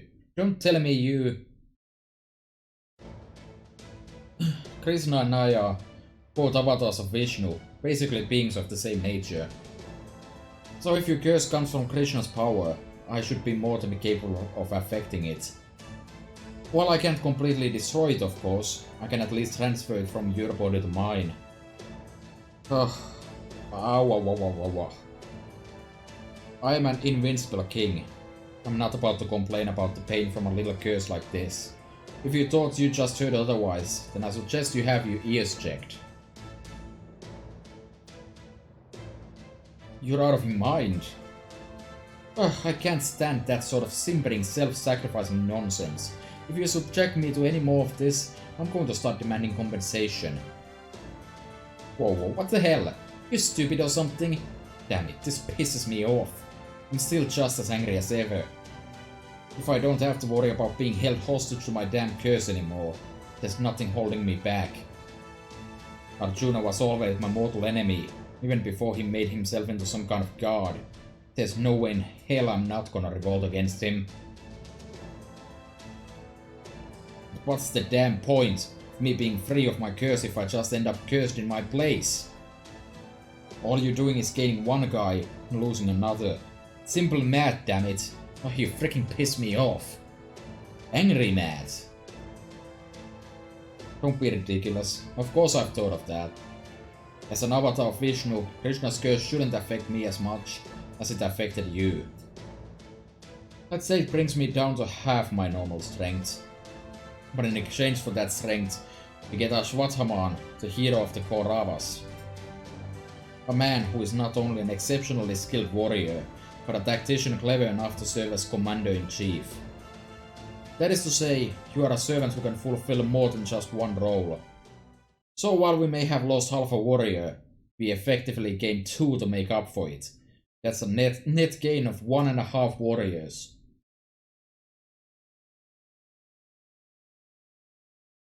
He's glaring at me something fierce. You. This guy's your servant, right? Does that mean I should be angry at you?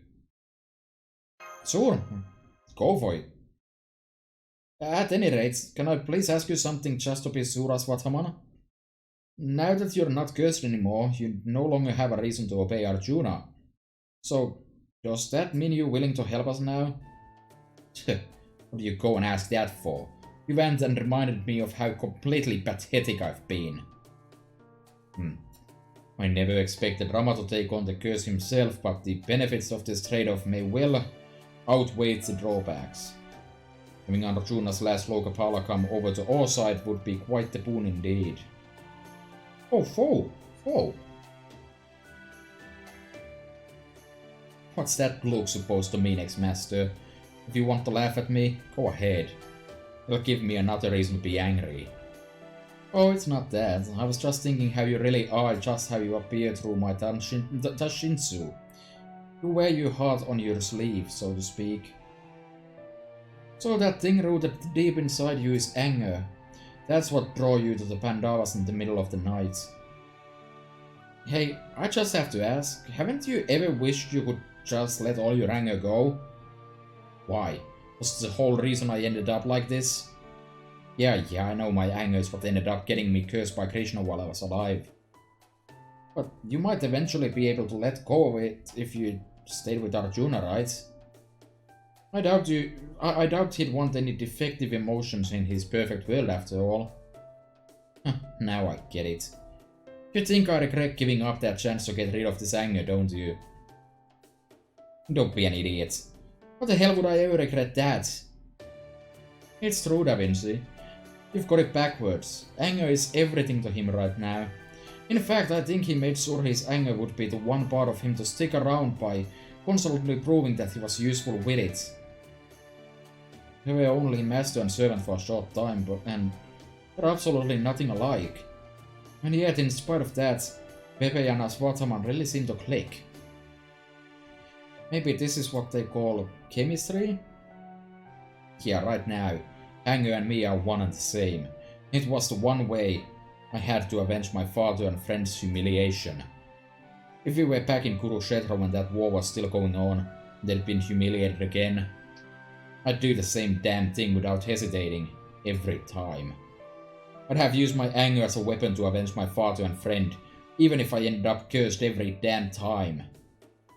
Got it. I knew you were awkward and simple-minded, but I also know that's why I can trust you. Okay then, why don't we find somewhere we can relax and figure out our next course of action? You're a tactician too, right? Can't wait to see what you come up with. Alright, let's... Nah. You look like an old man who just threw out his back. I'm fine, you hear me? My body just hasn't quite adjusted to this curse yet. Just give me a moment. I'll be up and about in no time. You know we don't have time to wait around. Guess I'll just have to give you a piggyback ride. Alright, this is degrading, but I do get the feeling I've had something similar happen to me before. That's America, right? I think.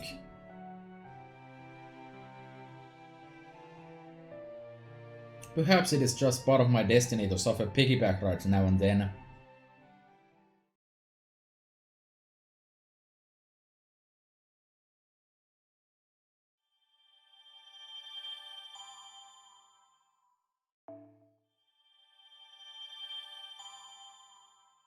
Lamp of Evil Sealing. Wow, that's not particularly useful. Effect of Unforgiving World weakened by the rebellion of Lokapala Aswathaman. Brilliant.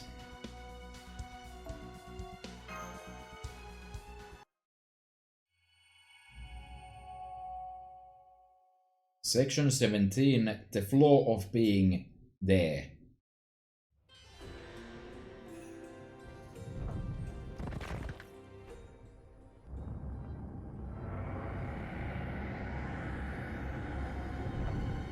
Ominous. Very ominous.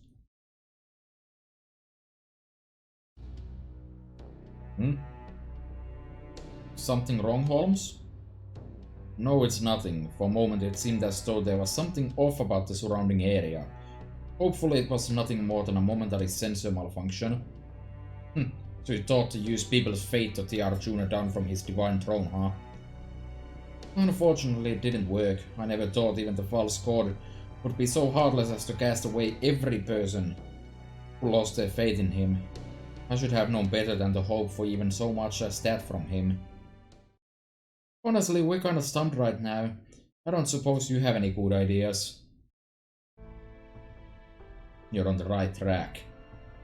Taking away Arjuna's god status is almost certainly the only way we'll be able to beat him. But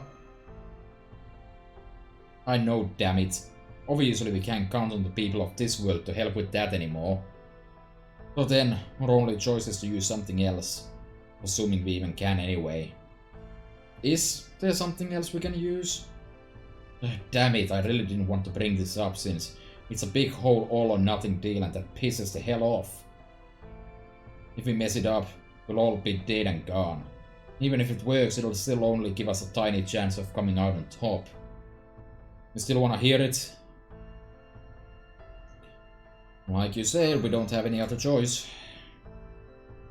Right, please tell us, Aswathaman. Whatever it is, we're ready to hear it. The biggest factor in Arjuna remaining a god and in control of this world is that he's the one advancing the Yuga cycle. The obvious idea that anyone capable of destroying and recreating the world would have to be a god only reinforces his position as one. So as long as he keeps the Yuga cycle going, he's pretty much a perfect god. Makes sense, I mean, you'd have to be one hell of a god to remake the whole damn world. Oh crap, that sort of thinking is part of the problem, isn't it? Damn it. But if we look at it another way, that advantage is also weakness.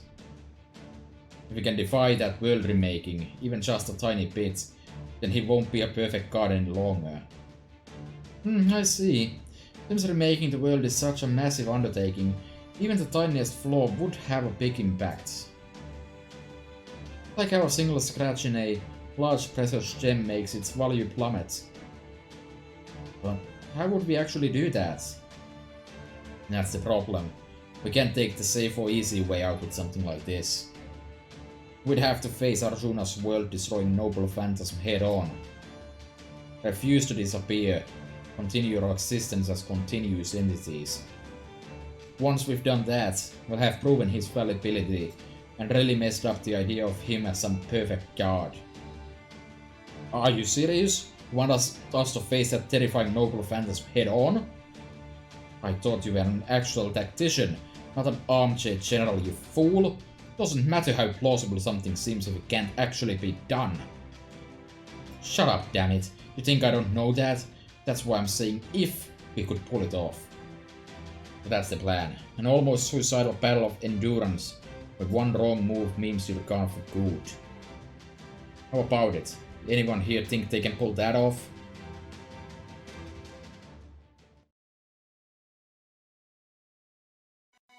That was exceptionally short for no real reason.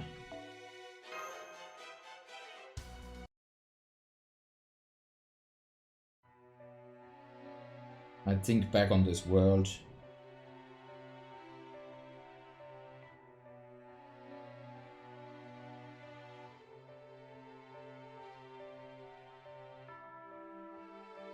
Here, anything is God deems useless, defective, or unnecessary. Gets erased as though it never existed. And yet, I'm still here. How weird is that? Me, a hopeless unemployed shut-in who's only good at video games. Divine spirit servant in name only who just happened to end up with godly power by some freakish twist of fate. There's no way Arjuna wouldn't hesitate to write someone like me off as worthless. I should have been the first to go. I'm just a spectator, an uninvited guest who's only here by coincidence. At least that's what I thought. But you know, even I can't deny that someone knew what I was, and said they needed my help anyway. I can't let the hero who places his trust in me down, so I'll do it, or at least I'll try.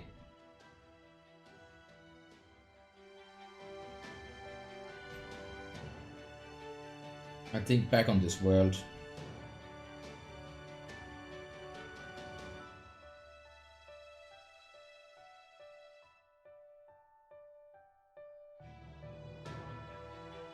Here, anything is God deems useless, defective, or unnecessary gets erased as though it never existed. And what could be more useless or unnecessary than a goddess of bad luck and misfortune? That said, I'm sure this one wish of mine can still be granted.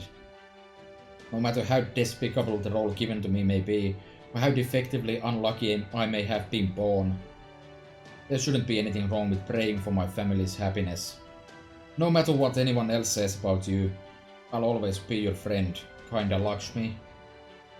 Luck hasn't always been on my side either, like when I failed to defend my country, but that's exactly why I want you to trust me. This time, I won't let anything happen to the ones I care about. I'm going to make sure your wish to free Lakshmi from that awful false god comes true. That wish may not be anything so large as a country. It's easily small enough to fit into your hand. Which is why I'll make sure to hold onto it tightly. I won't let it slip out of my hand for anything. Not for the world, and not for its god. I'll do it too. I'm sure I can.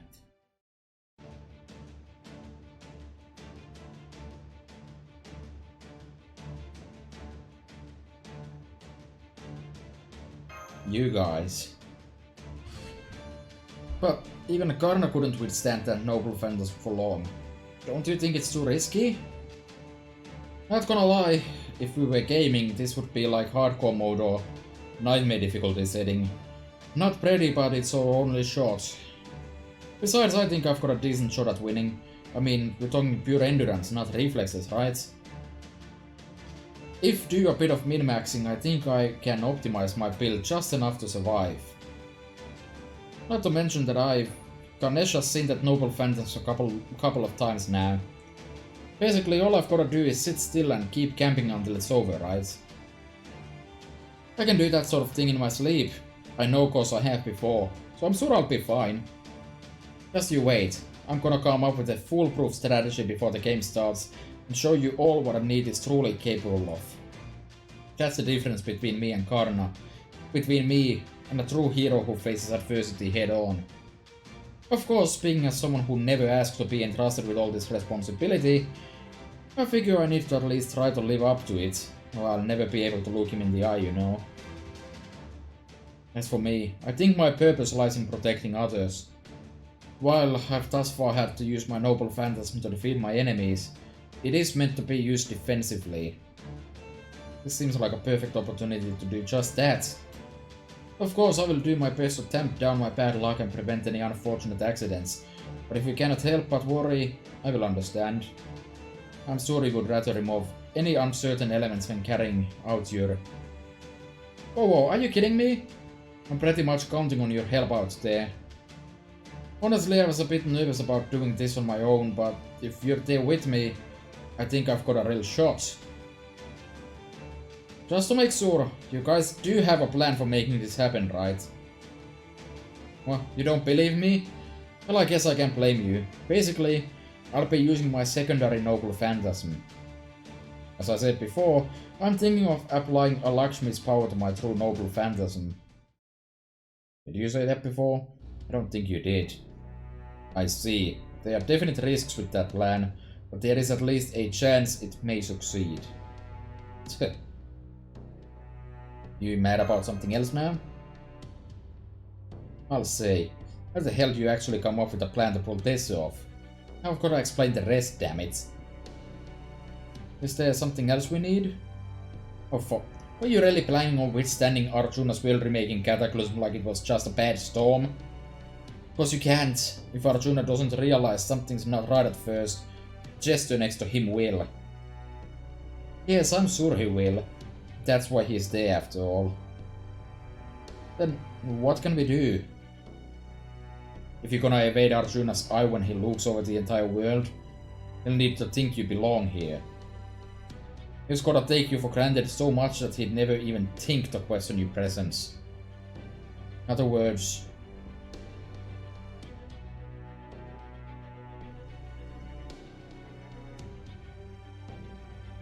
Alright, here's the last part of the plan. I'm gonna send you two back in time. Um, okay then. I'm... That... That's random. That... That's, That's not right.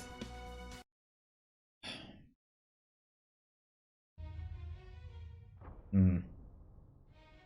Is something wrong? It is a trivial matter, but Aswataman has escaped his curse. What? That is more than a little troubling. I expect it won't be long before he rebels against you.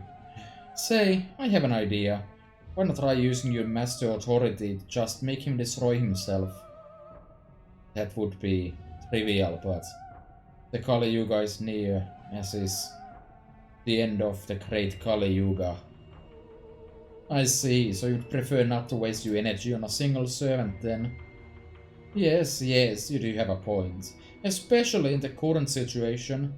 The world is nearing its limit. The reconstruction it underwent during the last Kali Yuga has brought it to its breaking point.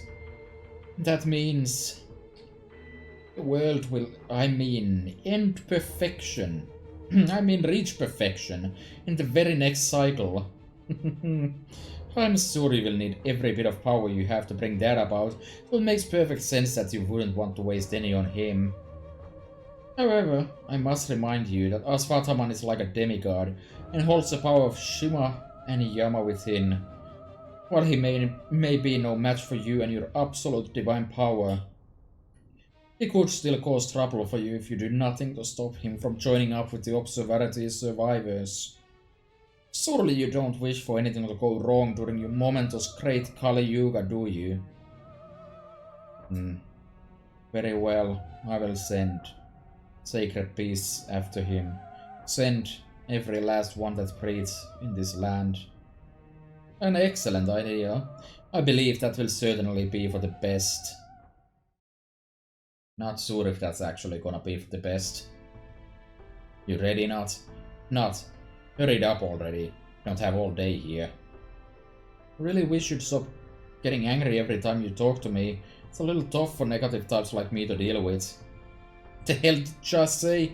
Sorry about that, that's just how I am. That doesn't make me feel better at all.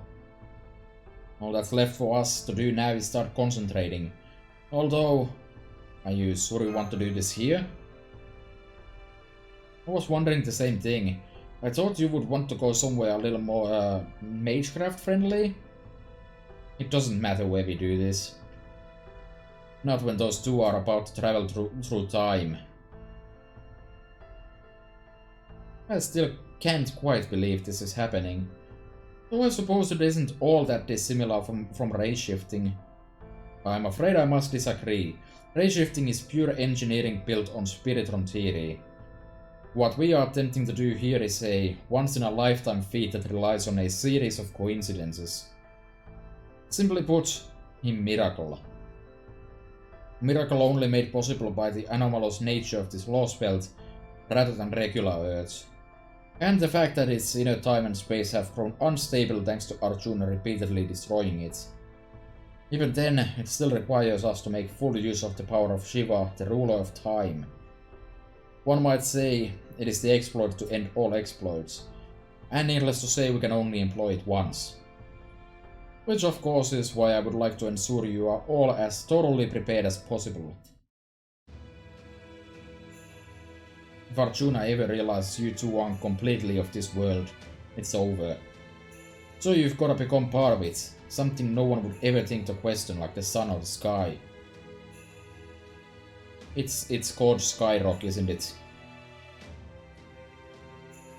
Nobody ever questions what God Skyboulder is. The God Skyboulder is called Skyboulder, just like the sun is the sun.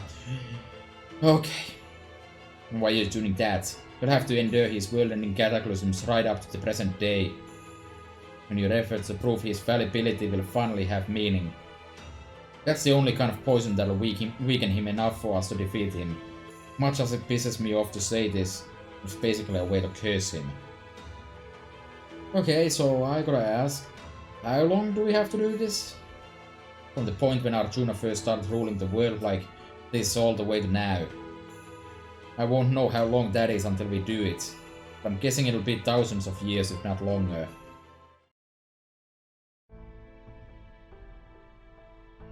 Oh! Are you sure you're sure about this? Jeez, what is this the millionth time you've asked? I keep telling you I'll be fine. I can understand how they feel. I still have my doubts as well.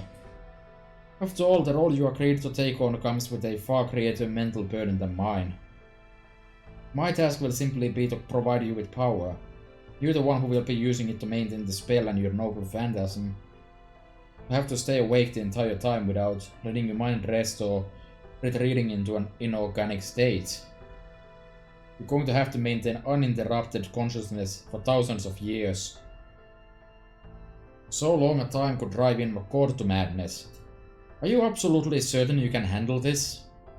Do you even know who you're talking to? I'm a professional shut-in. I am the Queen. No, the Empress of Needs. Plus, you throw in my mysterious divine powers, I sound so video games and other goodies, and this'll be a cakewalk like a staycation. Hell, this is the perfect time to 100% a few thousand-hour games I've had my eye on for a while. Senpai. I know Ganesha is treating this lightly, but she must be more worried than she's letting on. I'm sure she's trying to be brave so as not to worry us. We are asking a lot of her. Hey, don't you know better than to whisper about someone right in front of them? Needs are really sensitive, you know. I'm telling you, I'll be fine. Really. Besides, as Wathaman told us all about some top secret info, so there shouldn't be any problem keeping our That was only if you two make it back here safely. And if everything else goes well, damn it. Just focus on what you're about to freaking do. Ugh. Didn't I just ask you not to get angry at me? Actually, I think I know now why it's especially hard for me to get near you. You reek of Ganesha's old man, Shiva. It reminds me of the uncle who always scared me. We should at least learn to use your inside voice. This won't be an easy job for you either. It'll be like swimming against the current. Are you worried about me? Don't be. I'm used to enduring strenuous conditions. Truly, that's the only way we gorillas know how to fight.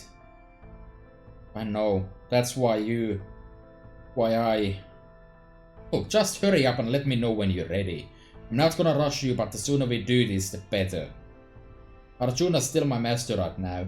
Wouldn't surprise me at all if he knew I wasn't cursed anymore. And the only thing I'm really concerned about is him trying to... I'm afraid your concern was well-founded. There are sacred beasts headed your way from all directions. Holy hell, there's so many of them. Is this all of them? Never seen this many before. Now what? Should we try again later or... We can't be certain that the situation won't worsen further. We should take care of what we need to do before the sacred beasts reach us. Do you really think we have enough time? They headed here awfully quick. I'll make sure we have enough time. I have nothing left to hide, so I'll tell you what I'm about to do. I'm going to pour all of my magical energy into my noble phantasm. Now that I've made full use of Lakshmi's power, there should be another unavoidable reaction besides bad luck. I'm going to bring that reaction about intentionally. At this point I should be able to control it somewhat. Now there's a grove of Kali headed your way too. There it is. I summoned them. You did what? Now I get it. I knew I was forgetting something important. Lakshmi is said to be Kali the demon's second wife. I don't know about that, nor can I ask her, but I do sense a connection between the Kali and the goddess inside me. Remember when that giant Kali found in Bichu? I think that was the consequence of using my goddess power in the fight against William Tell. That's why the Kali were so frenzied back then. I form a connection to them whenever I make full use of Lakshmi's power. Though I'll admit I didn't realize this myself until after I saw that giant Kali.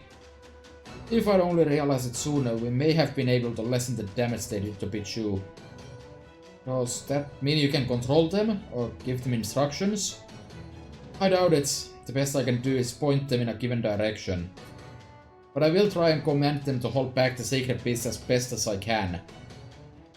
Come, Ganesha. Aswathaman, we have work to do. I was hoping for a little more time to, you know, mentally prepare, but I guess that's not happening. Oh man, I really want to do this in a more relaxing environment. Just have to play the hand we're dealt. Listen up, this is a big job even for me. It's gonna take time to focus, and as much as it pisses me off, I won't be able to move while I'm doing it. Don't worry, a few hundred sacred pieces, nothing for a man of my ability. Are you okay? Not to worry, a curse like this just makes for a fairer fight.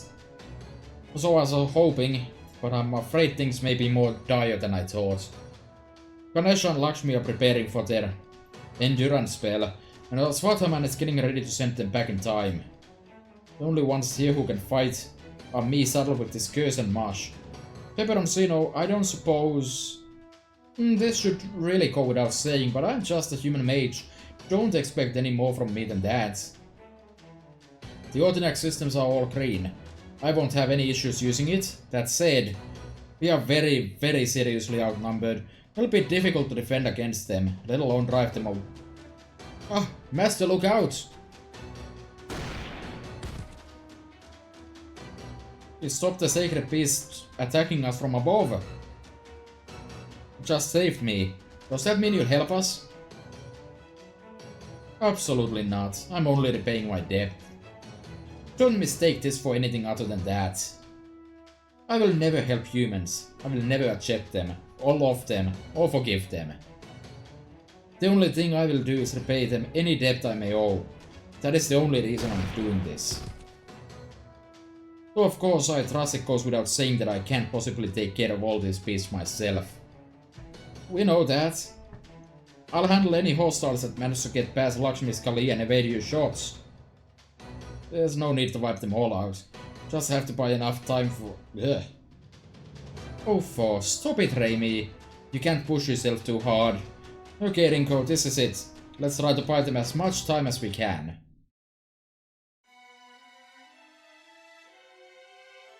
Alright, looks like a complete trash mob pile, so... Bond team it is. Do I want to switch to something else that's like Bond 7 here? Nah, I think it'll be fine.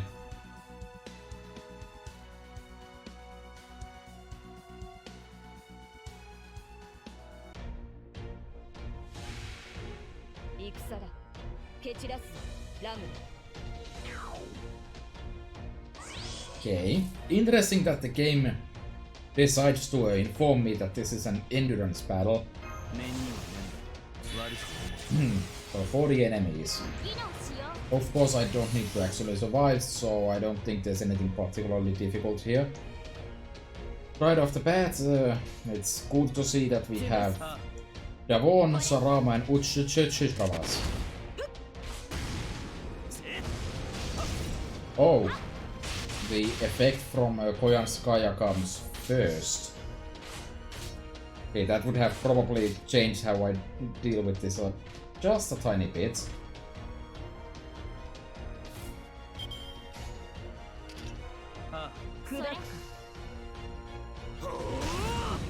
It is only a chance to activate, I guess, but still.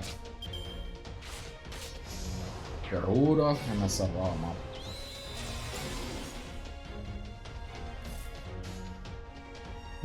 Might as well drop some MPs on them.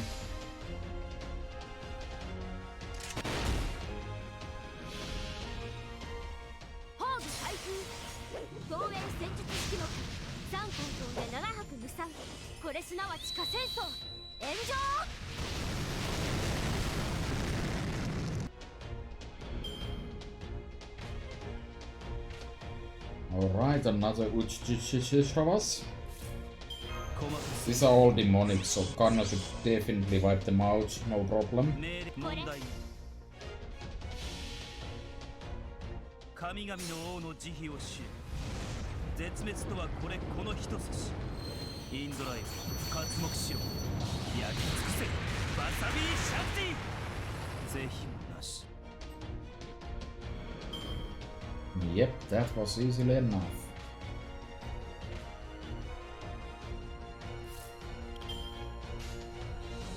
And this turn I'm not killing anything anyway, so...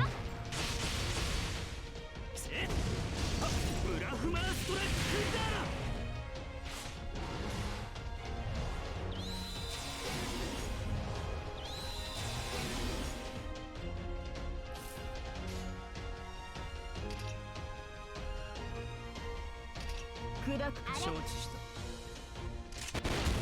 た。走れ。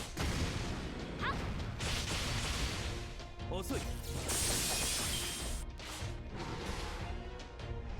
Okay, so... Am I looking at this right?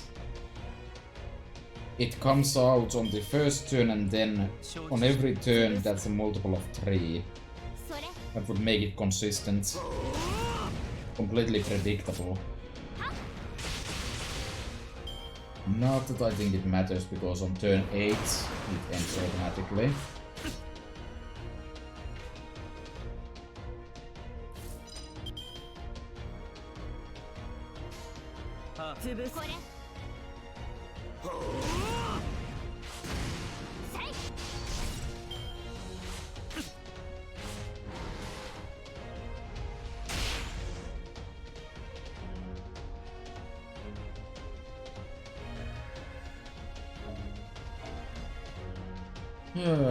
I wish when you have these style fights against a pile of mobs that they would at least drop stuff while you do that. Because then there would be an incentive to try to optimize killing as many of them as possible. Alright, that was so fun, we're gonna do it again. I guess there's only so much we can do. Even if it's just to buy time, we're all doing our best, but there's just not enough of us. Unfortunately, there's nobody else who can help us now, and there's nothing more we can do on our own. Well, that's not entirely true. Huh? Obviously we can't increase our numbers or anything, but we might still be able to pull this off if we change how we go about it a little. You mean we all need to try even harder? If you're talking about psyching ourselves up and giving it 120%, I don't think that's going to help. No, I don't mean that. See, there's someone here who's still trying to play cool even in this situation. A real dummy who has yet to put all their cards on their table. I'm the dummy, it's me. Foe?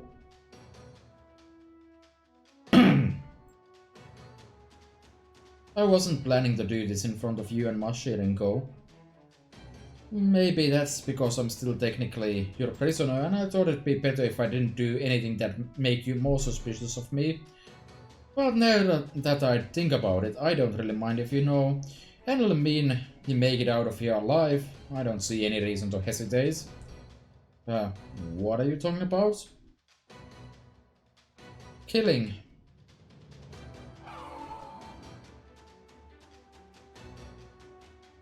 Step in with Jinzo Kutsu, use Dashinsho to read how it's going to act, and... These things might not be ordinary creatures, but it's not like they keep their brains in their stomachs or have organs made of diamond, right? As long as their bodies follow mostly the same rules as ours, I can apply the knowledge I already have and probably manage somehow. From there, all I have to do is destroy their vital organs, and they'll die just like any other creature. That's not to say I like doing this sort of thing. It is just awful on my cuticles and it's not even any fun. That said, I can't say I really hate doing it. I guess that's not great either, huh? I suppose I can't judge Beryl after all, not when I'm doing the same thing as him. Oh, it hurts to see you look so upset, Mashi. Oh well, no going back now, especially not when we're still severely outnumbered. Come on guys, let's keep it up. We don't have time to be slacking off.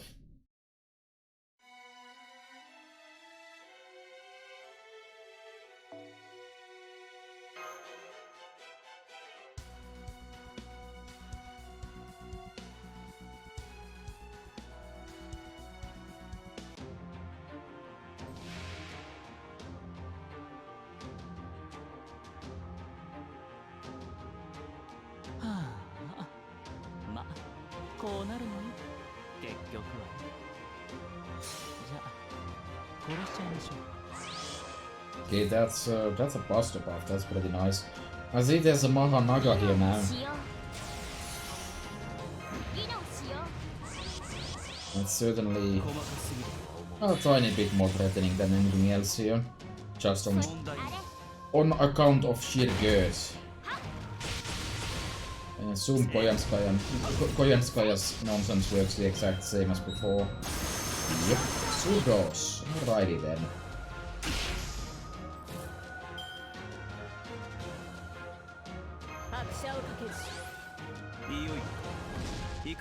I think I'm just going to prioritize wiping out this Mahanaga immediately. Doesn't really actually matter, but oh well.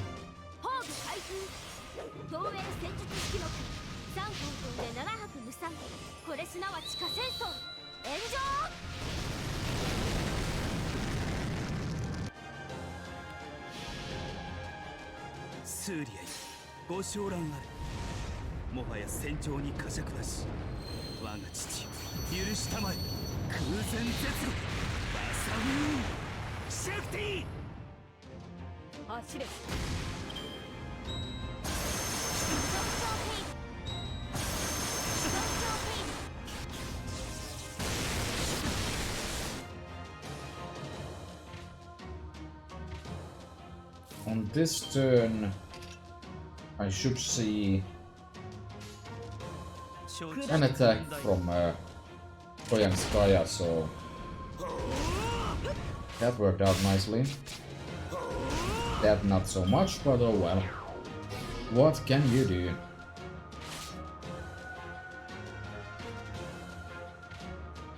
Ah, there's an Uchashashravas.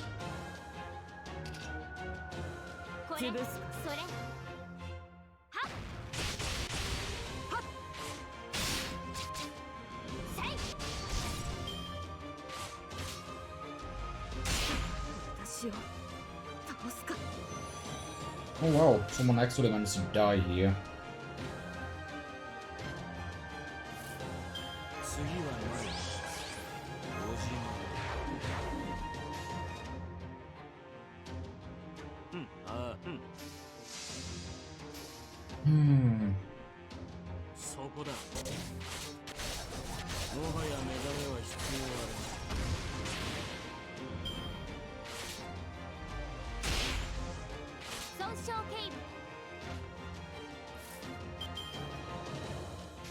Few more turns, I guess.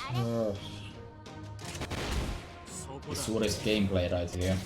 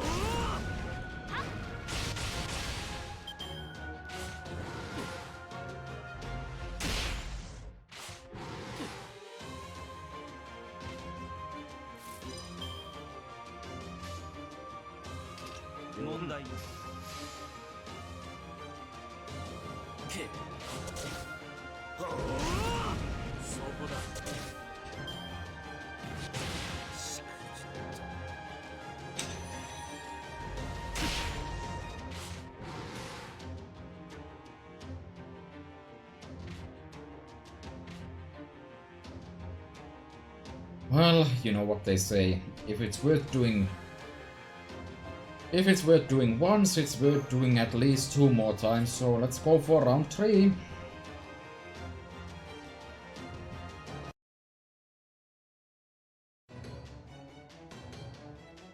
There isn't a single wasted motion in his combat style. Pepe, he is obviously very proficient in it. I've seen other styles like it before. His movements and methodology are straight out of Assassin Emi and Emi Alto's playbook. You've been holding out on us, Peperoncino.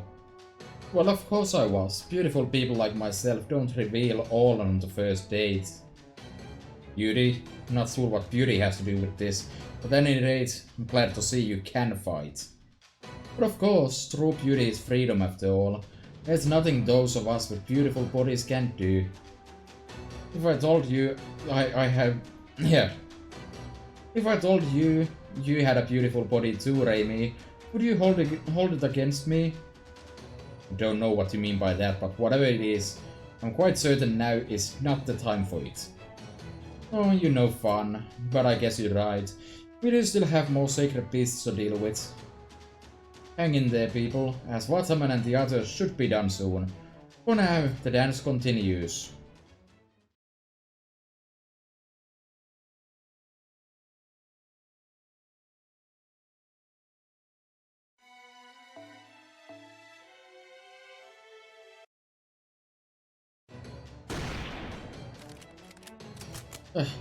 Are we still not done? This is getting really old. Hey, she said it, not me.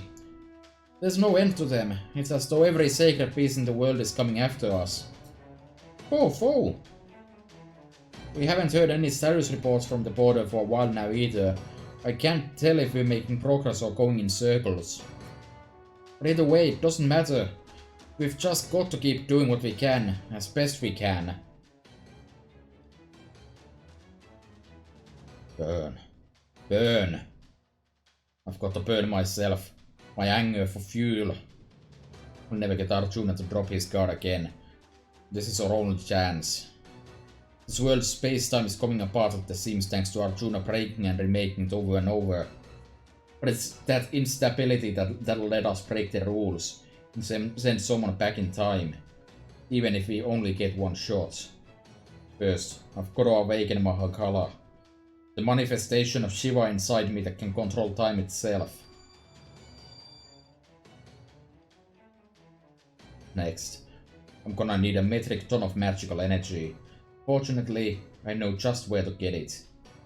Since that bastard Arjuna is still my master, I'm not gonna be shy about grabbing up some of that endless magical energy for myself. That's part of controlling servants, master. If they need more magical energy, it's your job to fork it over. Of course, I'll figure out what I'm up to soon enough. That's why we only get one shot at this. Gotta make sure everything's in place before he can mess it up. What's taking you guys so long? Hurry it up already, damn it! I am a guardian. I protect countries, people, hopes, dreams. That is why I'm here. That is why I exist. As a queen, I may have failed to protect my country, and I may have lacked the skill. Squill? The hell did I just say? I may have lacked the skill needed to help my people's rebellion succeed. But I think that's why I was called here, as though I were some sort of hero. I think this world is giving me another chance to get it right. It's challenging me to protect the things I couldn't protect before. Very well. Challenge accepted. I am Lakshmi Bai, the Rani of Jhansi.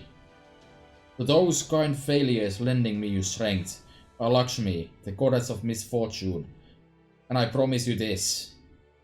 We will not let one more thing be cruelly and unjustly taken from us. This time, we will protect everything. Nahi Dongi.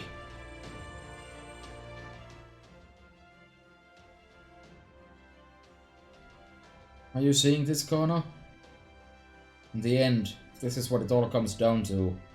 I'm gonna be true to myself, obstinate pessimism and all.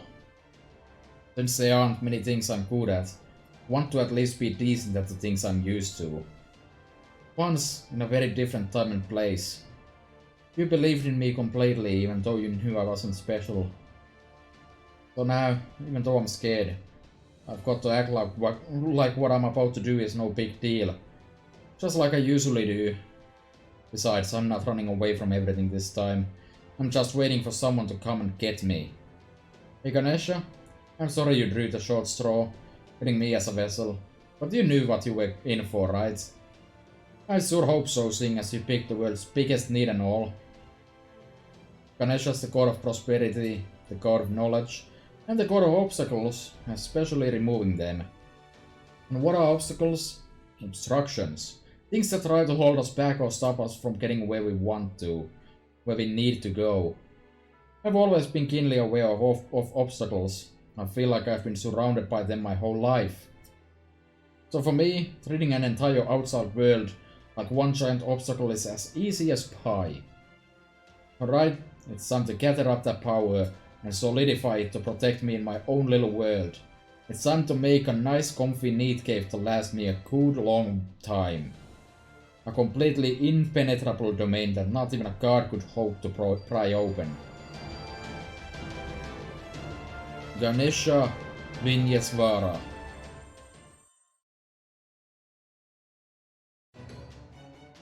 Wait, I can sense their noble phantasms. Did they make it? Alright, you guys better hang in there. I'm gonna be mad as shit if you give up before you're done. They, don't worry. Sure you'll be gone a long time. But we'll see you again real soon. Mahagala Shakti.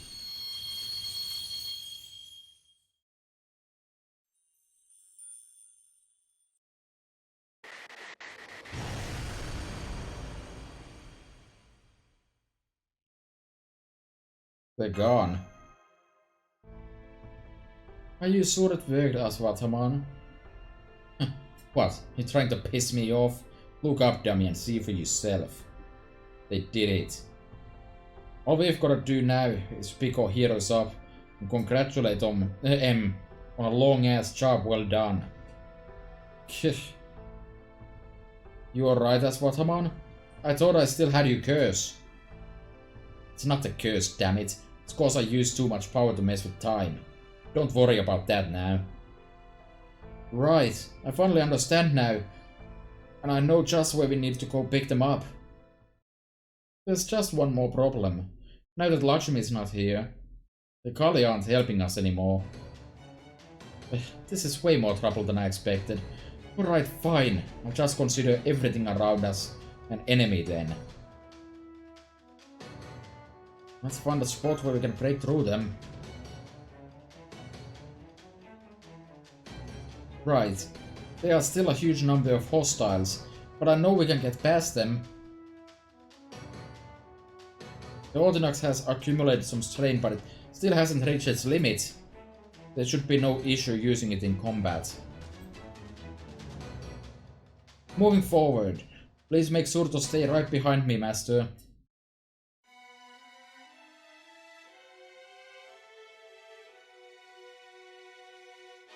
So turns out I was actually wrong, this isn't a survival round. Good. At least it's something different.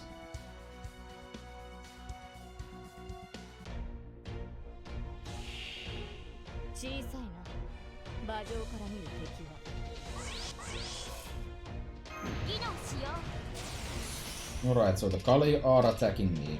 I assume Koyanska is going to wipe them out, so I'm going to focus on the Davon. I guess it doesn't really matter if I even do that.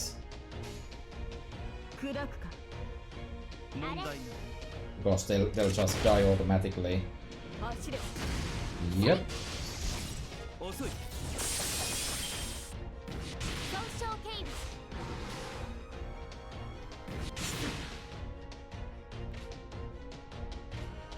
Right, there's a Kali. I can just drop Nesha's NP here, I think. And then get rid of the Uchashashravas.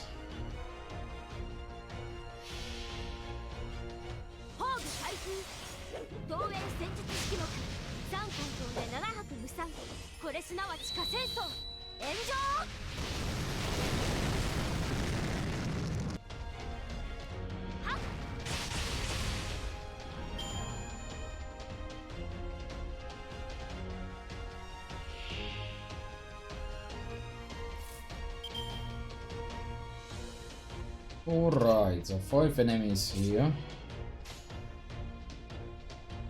Including the Kali. The Koyanskaya didn't come. Alright then, I guess.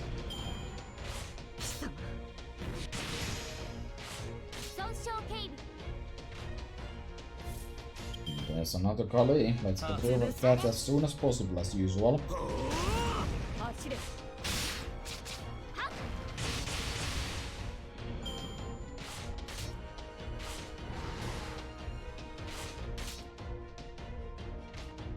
And then we pop Karnasen free. I feel like this is probably the correct play.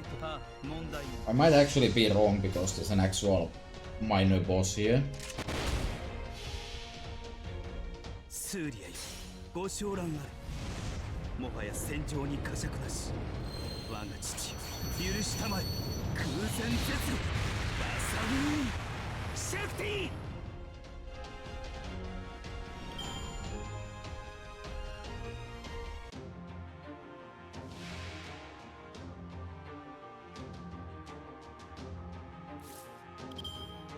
Yeah, now this is kind of worrisome, but I think I should be fine. It's only 145k after all.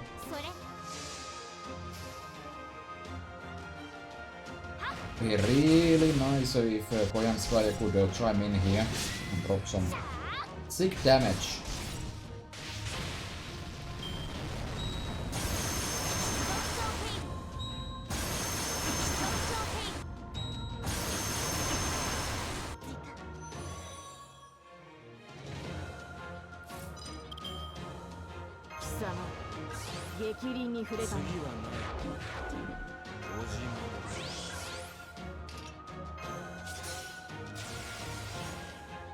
Let's keep Valtria alive here. Sorry, Lauter.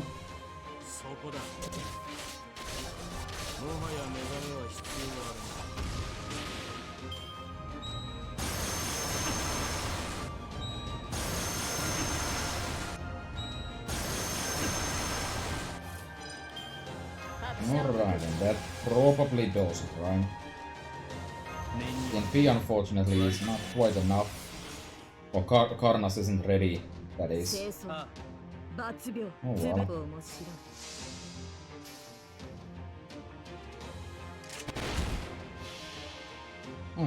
There's Koyanskaya. Doing finally something of value.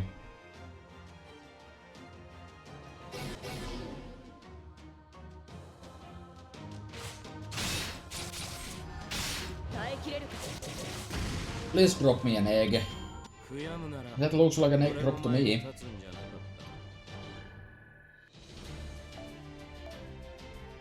Yeah, that's what I'm talking about. Another arrowhead and also an egg. 4 eggs now. Only like 53 to go or something.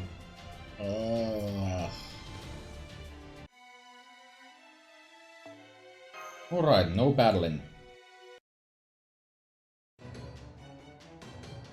There's just too many.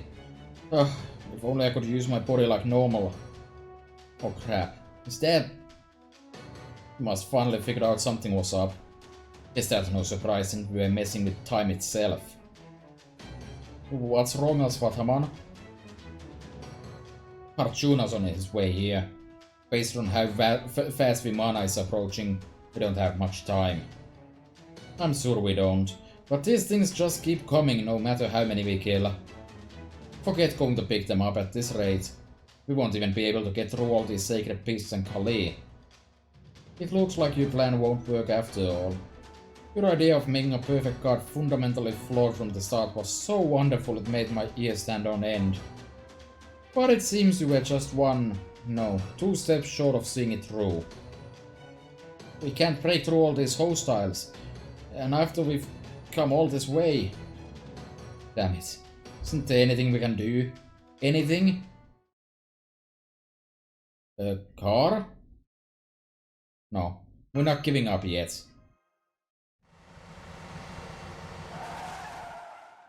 Yeah, that's car noises. We arrived in time. The border? What? How? We can talk later. Hurry up and get in already. Sorry to worry you. We couldn't even spare the resources to tell you we were on our way at top speed. Wait, what are you doing in the middle of this lost belt anyway? Isn't it dangerous for you to be here? Oh, believe me, I told them over and over, but in no uncertain terms how bad of an idea this was. The zero sail is our lifeline. Even a little damage to the border would make it impossible for us to evade the next cataclysm. Needless to say, we were risking everything to come here, but... Oh, so many Kali and sacred beasts up ahead of us. This is the worst S-curve I've ever had to drive through. Oh, I can't believe they make me drift in a 12-wheeler. Well, what do you know? I actually did it. Surprised? I am too. Go on then, all of you hurry up and strap in. This ride isn't gonna get any smoother. We don't want you getting hurt if we run into anything. If you die and go, that's the end of everything. There's no point in keeping the border out of harm's way if there's no one around to drive it. A pit crew certainly can't compete in a race on their own after all. I think you finally started talking to yourself, Chubby. To guess, you actually pulled it off. I still can't believe we got there in time. I had my doubts about him driving the border manually, but I guess machines do require an analog touch. Wait, hang on. Why does it look like he's holding the wheel? This isn't normal, believe me. See, we were thinking about what we could do to get to you guys as fast as possible. And we decided the best way to do that would be to share the load. Uni here and I focus on controlling the engine and making sure all the border's power went to keeping it at top speed. And Corey's job was to focus on the actual driving. I swear I don't even know when he installed the extension system that let us split up our jobs like that. I didn't have anything better to do and I thought it'd be useful. Get this, Ringo. It turns out our direction...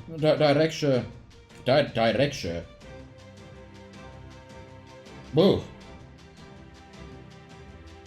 Director is actually a pretty badass driver. Well, I couldn't let the detective keep the top score on the simulator's highest difficulty course forever. In fact, I finally beat his record just the other day. How do you like them apples?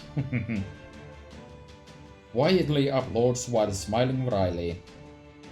While I do prefer on-road, I've driven more than my fair share of off-road as well, and they say the Phoenix shines brightest when things are at their worst.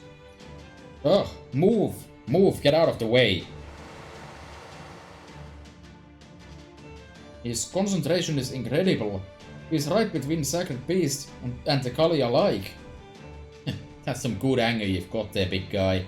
I like how you let it loose in your driving too. Are you angry too, Director?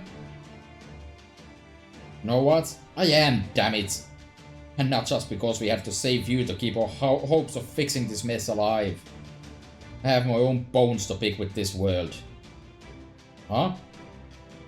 But since I can't give this world a good slug, I'm taking out my resentment towards it with the border. Perfectly natural for defects and failures to be erased in this world. How dare they say that in front of me? Ever since God of Music was born, I never did anything well enough to get so much as a single gold star. Well, it's time to show off what a disgraced noble is really made of. Whatever you do, don't undo your seatbelts, and try not to talk unless you want to bite your tongue. Well, I can't say I saw this coming, but at least now we should be able to meet back up with Ganesha and Lakshmi. Just hope we don't run into more trouble. Wait there. Indeed. I'm seeing a signal in the distant eastern sky. It's Arjuna. We can't let him catch up to us now. Floor it, Da Vinci. What do you think I'm doing? You really want to help me go faster, then just leave me to it. Keeping the engine running at full speed without blowing up in our faces isn't as easy as I make it look, you know.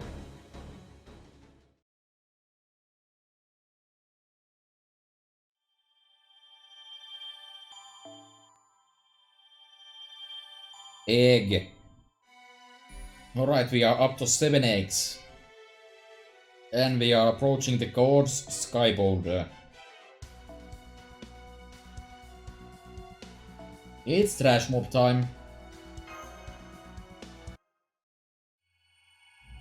Section 18. Together with you at the end of the eternity known as a moment. I witnessed a foolish war. A foolish war that left me with nothing but one question. Everyone understood how foolish it was, so why couldn't we stop it? That much was obvious. It was all down to everything that was bad and wrong in the world. In other words, the root cause of all this foolishness was evil. This is the sort of thing that happens when we can't rid ourselves of evil. Being defective is evil. Being unnecessary is evil. Dishonesty is evil. Lawlessness is evil. Intolerance is evil. Distrust is evil. Adultery is evil. Disloyalty is evil. Bravado is evil. Deception is evil. Obliviousness is evil. Ignorance is evil. Decadence is evil. Jealousy is evil. Stupidity is evil. Avarice is evil. Everyone knows these things are evil. So why can't we rid ourselves of them? So I made a wish. Perhaps I felt differently in other worlds, but here in this one, I wish that there was a way we could be rid of them all.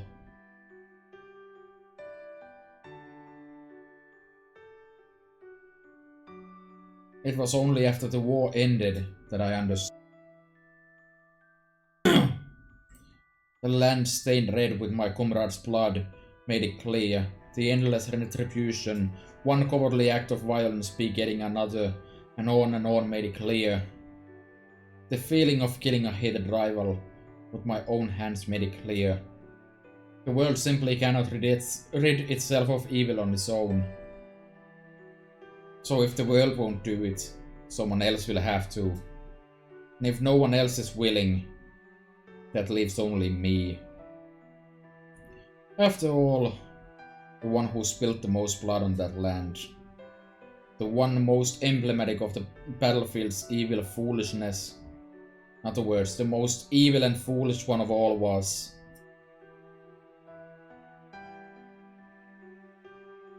I wish for a just and proper world. An obvious, completely ordinary world that no one would ever think to question. A world so pure and perfect that only newborns and guards could believe in it. A righteous world where people never killed one another. Fortunately, the power I needed to destroy all evil and create that world was right there for the taking.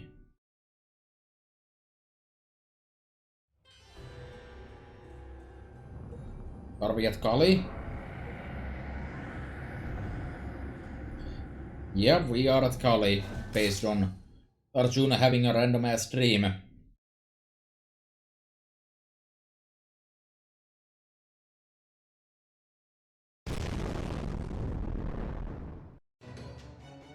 What was that? Vimana is firing magical energy blasts at us from afar. Evasive maneuvers. Damn it all. My, it looks like he's finally taking us seriously. Whatever you do, try not to slow down, okay? Easy for you to say. Well, what else can we do? All lives are in your hands. And those hands are driving this vehicle. Come to think of it, I guess the fate of the whole world is in your hands too, huh? Stop, Tab, I'm under enough pressure as it is. Ugh, doesn't anyone have any good news for me, damn it? At this point I don't even care if it's real or not. My apologies, Commander, but I'm afraid I'm only seeing another abnormality in our nearby environment. Although, did the state of the world just change? Why now of all times? Well, this is certainly less than optimal. But BS that, the entire world is starting to buckle under the strain of all these cycles. Never mind that now, Holmes. Can't you see we've got more urgent matters for that big brain of yours to focus on? Between the Kali, the Sacred Beast, and the magical energy blast, there's just too much for me to keep track of alone. Boy, it'd so be nice if a certain captain with nothing better to do was willing to help us right about now. I'm only here to upgrade the ship. I didn't sign up to be part of the crew.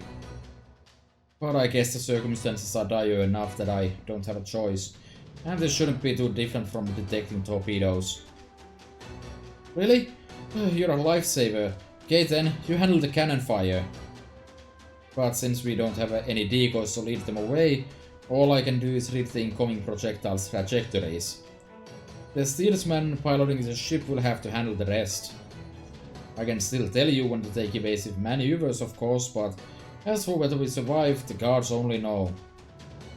Isn't surviving against a guard exactly what we're trying to do here? Please, Director Gordolf, please do whatever you have to in order to get us there. Alright. You want to do this thing? Let's do this thing.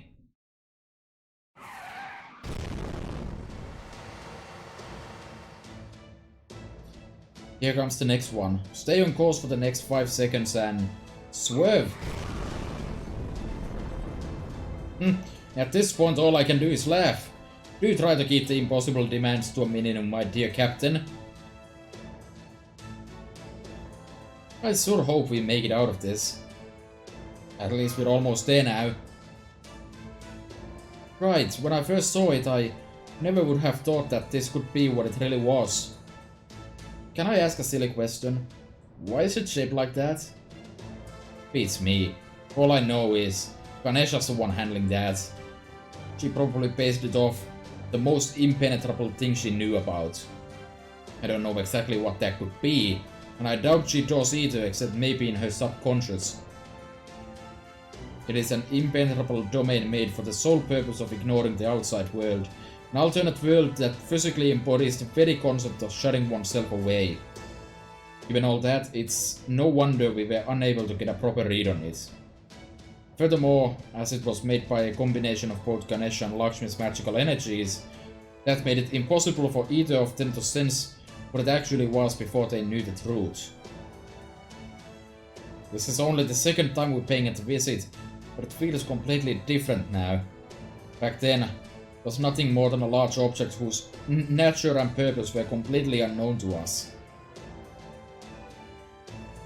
Now, we're about to give it the purpose it's been waiting for.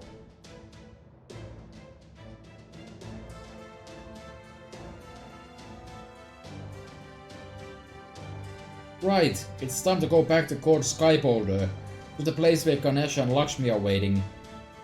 Yes, but not so fast. Remember what happened the last time we were there.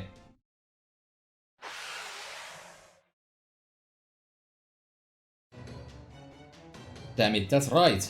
There are tons of Kali protecting it. Slowing down now would make us sitting ducks. Full speed ahead. Now I see.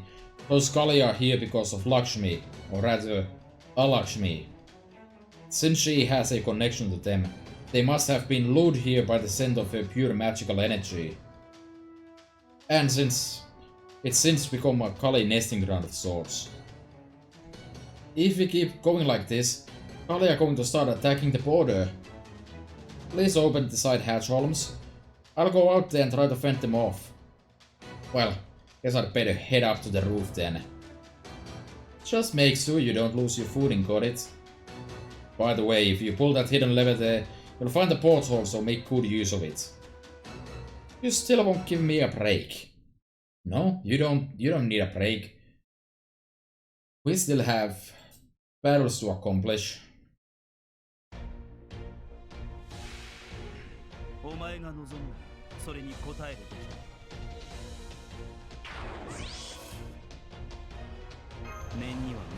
Okay, this should be the final round of trash mobs in this entire Lost Belt, so we are rapidly approaching endgame, huh? Not gonna actually happen today, but you know. Just need to deal with 10 more Kali and we are free. So I remember back in the days that there was talk about the logo for LB4 looking somewhat like the moon cell, I guess, and that's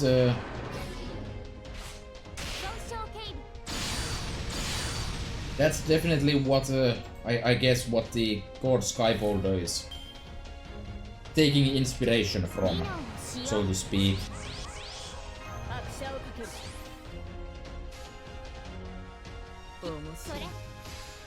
Or, you know, I'm talking out of my ass like usual. That's also a valid option.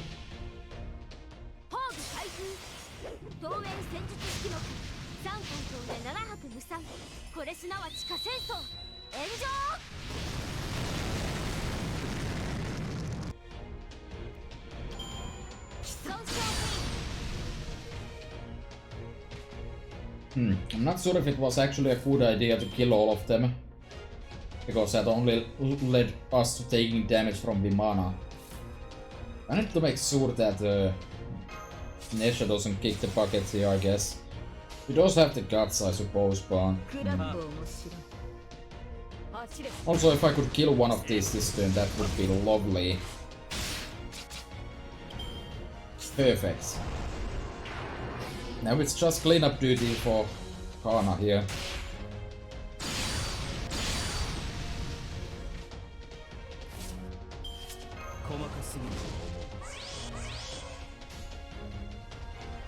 So let's wreak some carnage here. 神々の王の慈悲を知れ。絶滅とはこの一筋。インドライフ、刮目しろ。焼き尽くせ。バサビーシャンティ。是非もなし。おお、ブラフマーストラックだ。言葉は不す。その天命に決別しろ。 Alright, did I get more than one arrowhead out of that? Two. Alright. Alright, that's nice. That's nice.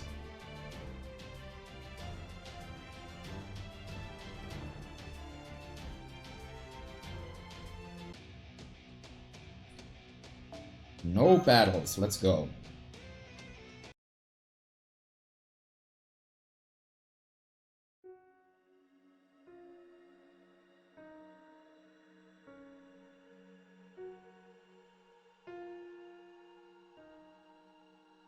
I'm still fine, totally fine.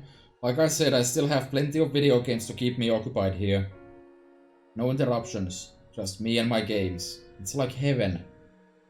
What could be better than a place where all I have to do is grind? Being a need is the best. All I have to do now is keep doing exactly what I've been doing.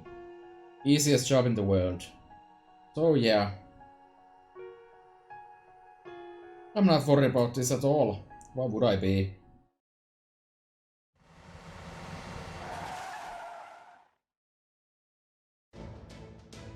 We're here. Thankfully the blasts from Vimana are sending the nearby Cali scattering. Now's our chance. Thank you, director. All of a sudden my knees won't stop shaking. Oopsies, looks like the adrenaline finally wore off. I guess the rest of us will just have to take it from here. But in the meantime, great job, Director Godolph. You really saved our asses. We can't target the border directly now that it's hiding in that thing's shadow. But no matter. We may not know what it is they're after, but whatever it is clearly has something to do with the Sky Boulder. Therefore, the answer is obvious. All you need to do is focus your godly power on breaking into parts. Even if the Sky Boulder has endured your cataclysms up to this point, a being of your abilities should still be able to destroy it if you focus solely on the Sky Boulder. What is that? Does this mean you couldn't see it all this time? All because it's been here from the beginning? Now what to do? I've started to get a little bored. But I'm still fine. Totally fine. I can easily use my god powers to make new games or summon existing ones. I've got everything I need here. I can do whatever I want. I've got role-playing games, strategy games, sim games, action games, puzzle games, adventure games, shooting games, racing games. I've got fantasy worlds, sci-fi worlds, historical worlds, modern-day worlds. Video games are the pinnacle of human civilization. If you get tired of one, you can always move on to another. And this is so much fun. I love grinding and leveling up. I love looking for rare items. And if I run out of things to do, there's no end of different challenge runs to try. The sense of achievement I get from beating those is all the sweeter since I'm just doing them for their own sake. I'm having the time of my life here. Chinako really is a yard to my own heart. I stopped counting the days forever ago.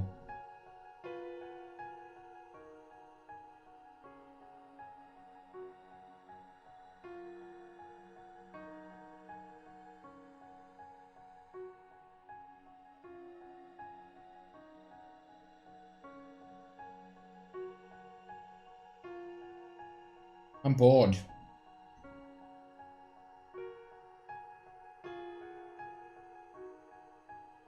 I'm a moaning machine, a complaining machine, a tantrum throwing machine, a crying machine. My mind is completely empty. I don't even want to think about what I'm thinking about. I just let my body do whatever it feels like at any given moment.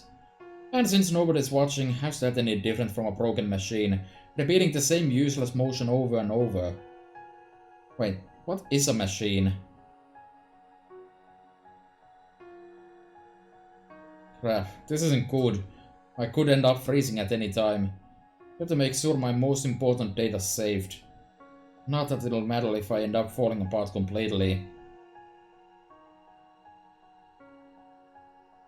I think I'm remembering something unpleasant. I won't move. I can't move. I don't want to move. I won't do anything. Don't want to do anything.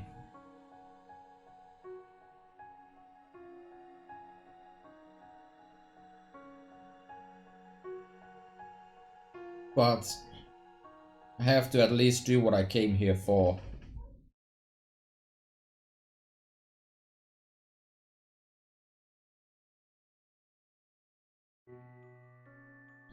Why isn't there anybody here? Why won't anyone talk to me? Why won't anyone respond to me? Why? Why? Why?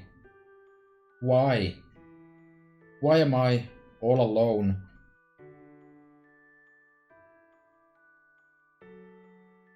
Uh, please. Somebody. Anybody. Please be with me. Don't leave me alone. I don't want to be alone forever.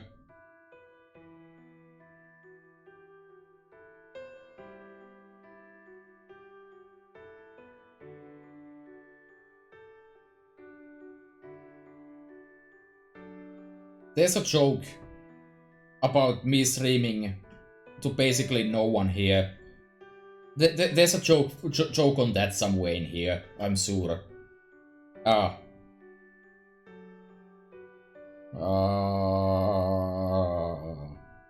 Good dialogue. Excellent dialogue at that.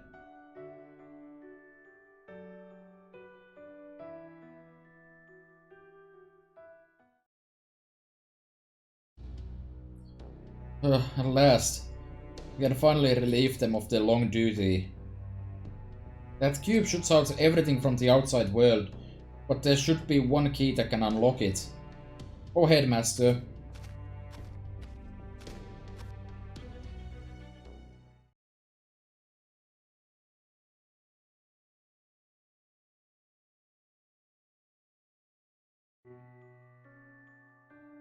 No.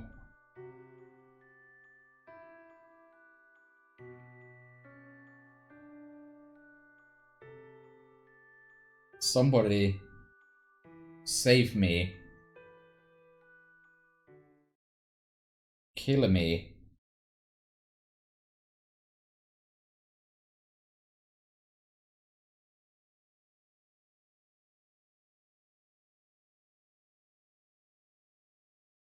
No, not yet. I can still keep going. After all, my old self didn't have anything. But myself here already knows. I don't even know who I am anymore. But I do know this. Even though I'm nobody special, there's someone waiting for me. There's someone who believes in me. And besides, I promised.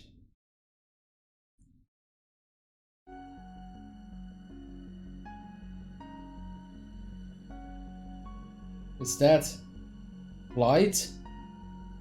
Yes, light.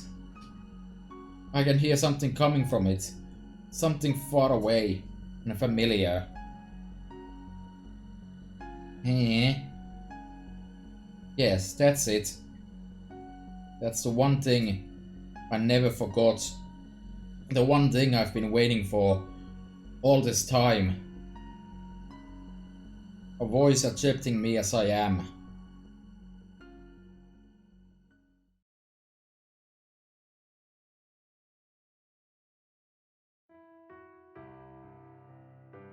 She places her hand delicately upon the cube's surface. She knew they couldn't possibly be fine with this. She knew they couldn't possibly be okay. She knew all along the two people waiting inside here are both liars. That's why this is a kind, oh so gentle mass of lies. A wall of determination erected by the two people inside who decided to fight by lying. She takes a deep breath and readies the reunion password with her mind. The password they agreed on mere moments/eons ago to tell them their job is finally over. Even shut-ins are allowed to see the sky.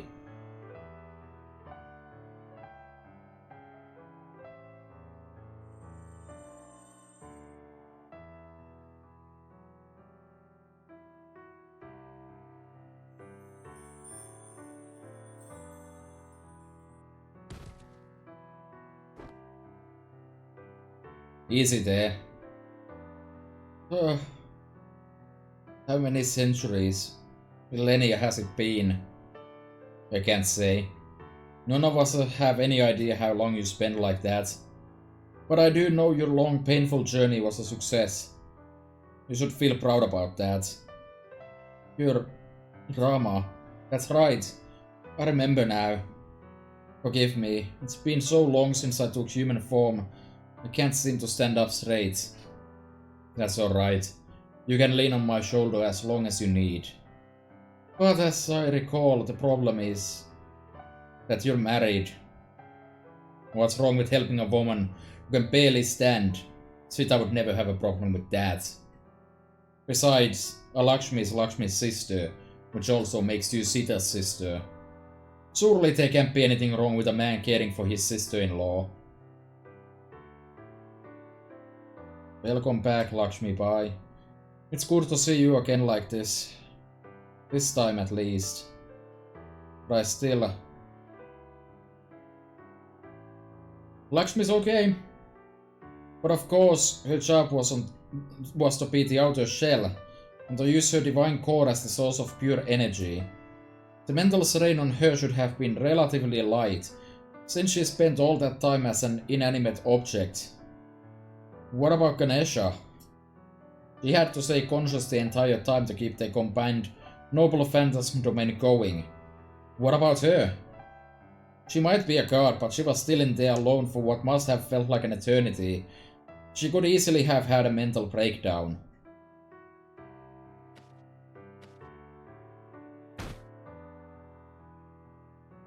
Are you okay?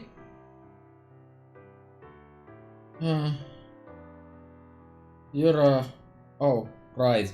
I wrote it down in the notes in my save data file so I wouldn't forget. Ringo. That's right. You're Ringo. Now I just use that as the key to use my godly wisdom power and reload my memories and... I remember now. Oh man, what took you guys so long? I'm so sorry. Are you okay? Is your mind still intact? Well, more or less. Trust me. If anyone can handle being in a tiny room alone for a long time, it's a top tier need like me. Of course, my body is pretty much useless right now. I'm sorry you master's been saddled with holding me, and all my exes batting up. Oh, but I knew it. Hmm? Is she looking past us? Is there something? No.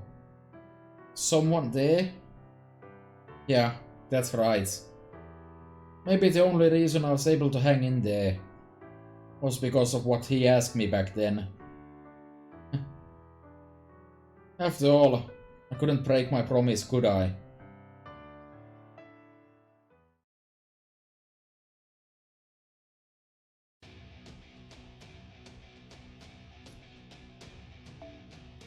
One more node.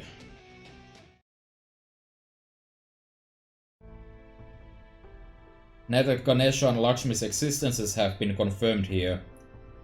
We have proven beyond all doubt that Arjuna is not a perfect god.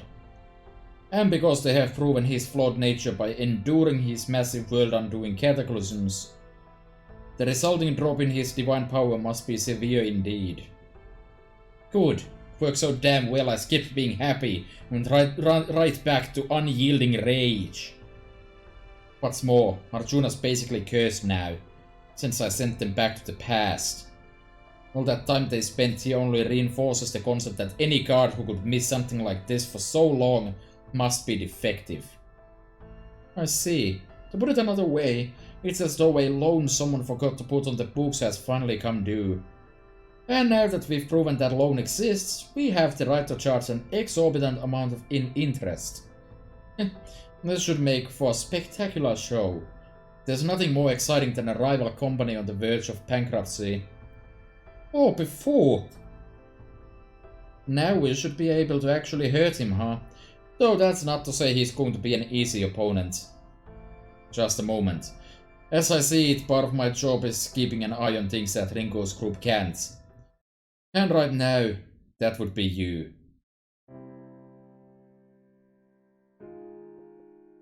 Aswathaman? No! You're ending your own life here. Why? You guys piss me off. Can't you tell, damn it? There's several reasons. First, I had to push myself way too hard to use Shiva's power to send those two back in time. Second, I'm still technically Arjuna's servant. If worse comes to worse, you could end up making me hurt you guys. Finally, there's no point keeping anyone around who can't fight worth damn. Cause it pisses me the hell off. Don't worry, the moment those two were freed, the moment this world's destiny was thrown for a loop, I'd already done what I could. By that, I mean my spirit core should still be good for something.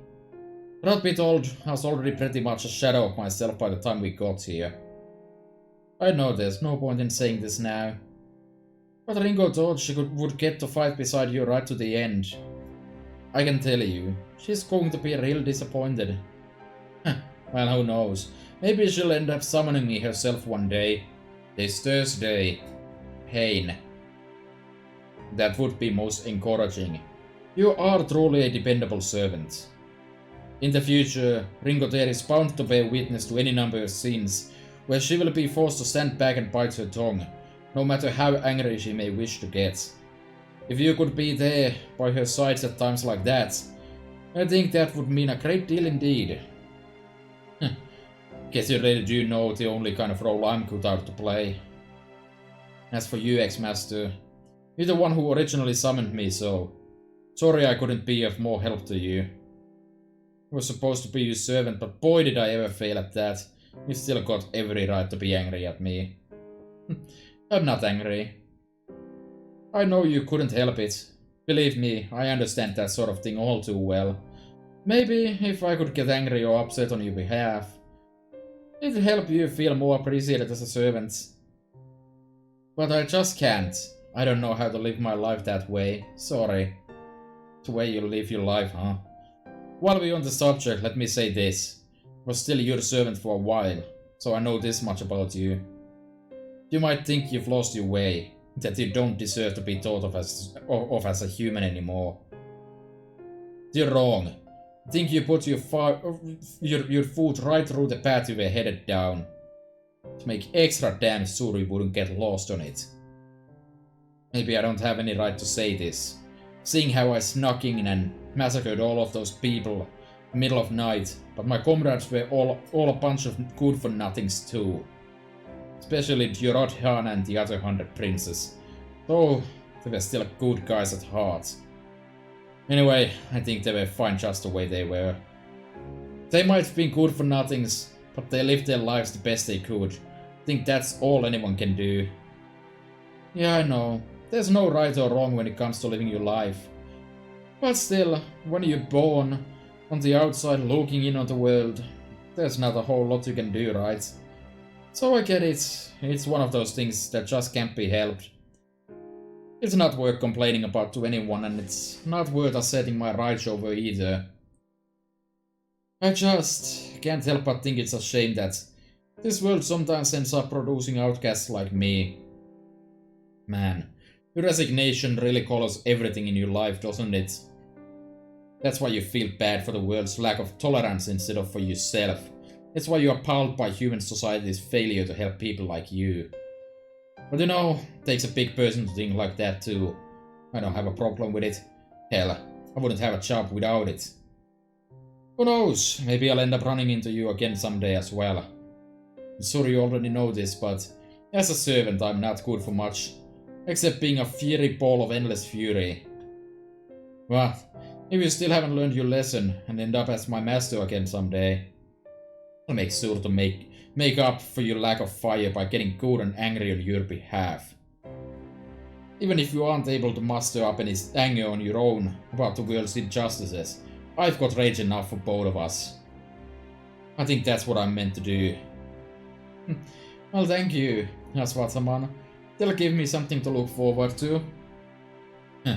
Well, glad I got all that off my chest. I'm counting on all of you to take care of the rest. And by the rest, I mean the guy taking my place. Pretty sure you already know this, but he's not exactly the most graceful guy around.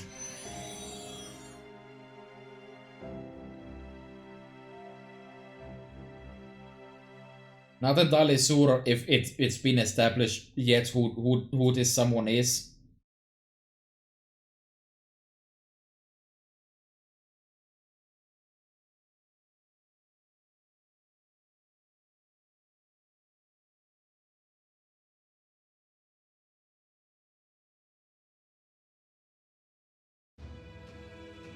I knew it. I figured I'd find you here.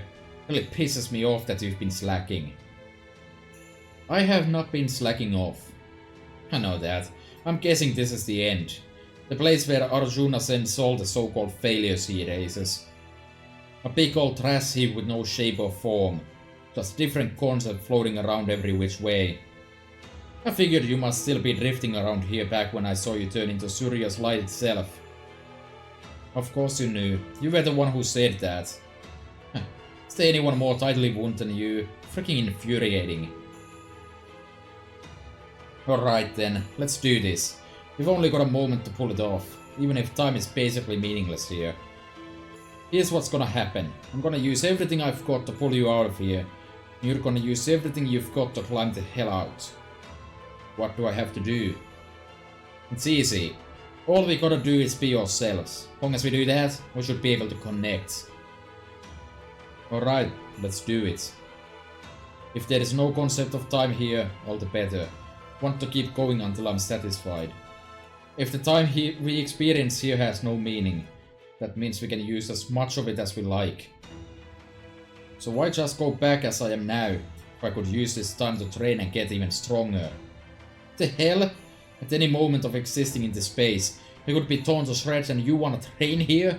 What the hell is wrong with you? Just going to do the same thing Arjuna did. Now that I know how far he pushed himself, I have to do the same to meet him on even ground.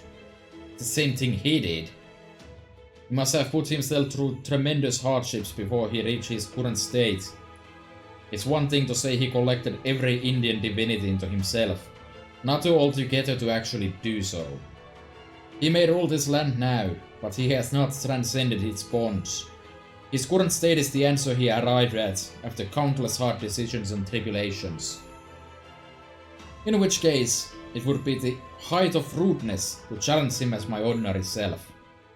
So I will put myself through the same ordeals he did, as a sign of respect and of despair. I will only challenge him once I have pushed myself as far as I possibly can. As his brother, I owe him no less. You are going to help me get there, Aswathaman. You're too damn good for your own good. You know that? Irritating as hell. But then I guess that's just how you've always been, isn't it? Right, fine. I'm the one who came to get you, so I guess I've got a responsibility to see this through to the end. You want to do this thing? Well, keep at it, until you're good and satisfied. Come to think of it, I guess not caring about time is something you and the guy outside got in common. Can't tell if you're a good match for each other or not. Alright, here I come, hero of benefaction. Get ready for a world of pain.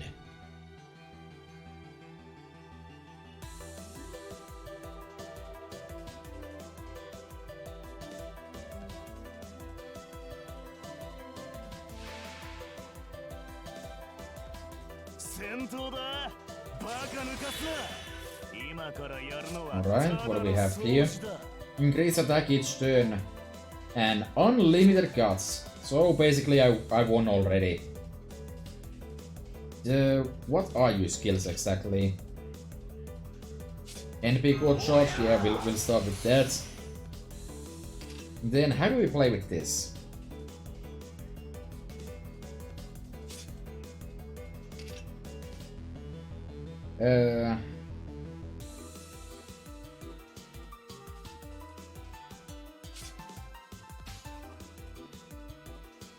I guess we start by stacking up. Like it really doesn't matter because you win automatically here, but I guess I'll start by stacking these defense downs on these skills that I didn't activate. I'm truly an absolute genius here, and I, as I said, starting with this. Just gonna go with the NP as well. That gives me the full 3 stacks, I suppose.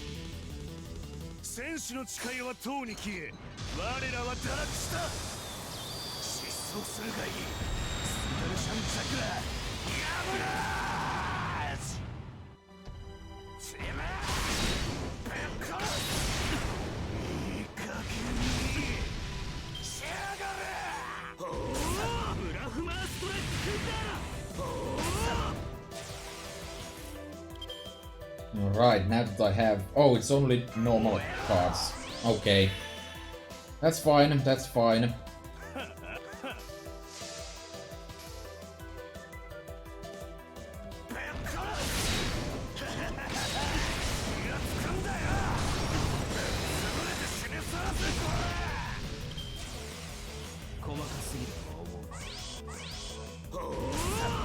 Wait, hold on. Doesn't seem right.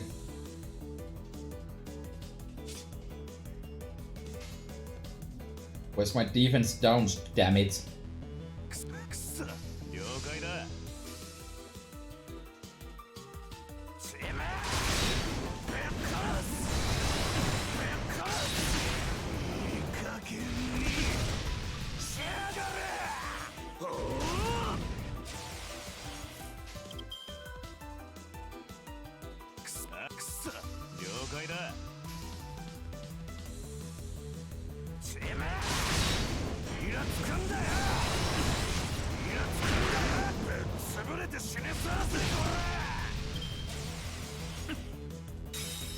Unfortunately, Aswathaman is meant for people with actual big brains, and I am decidedly not someone with big brain.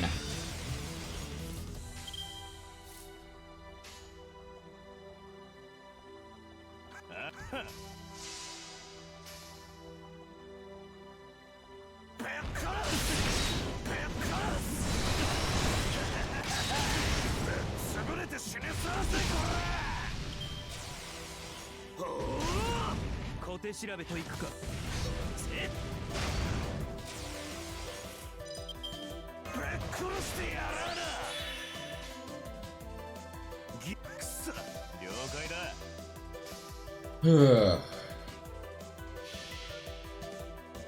I do like the fact that the actual training arc is showcased in gameplay, but also this is taking a while and there's no point for this to actually exist, like, from a gameplay perspective.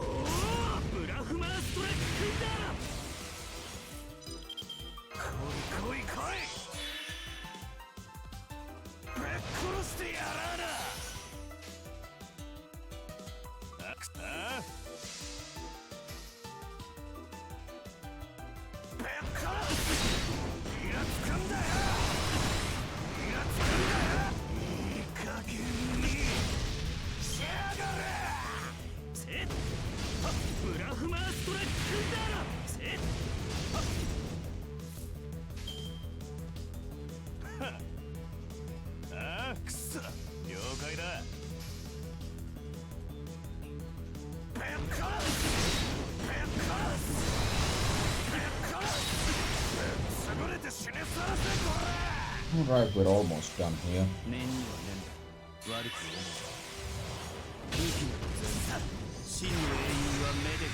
I'm not entirely sure about this song that's playing in the background. Like, it's cool and all, but I'm not sure if it fits what's going on here right now.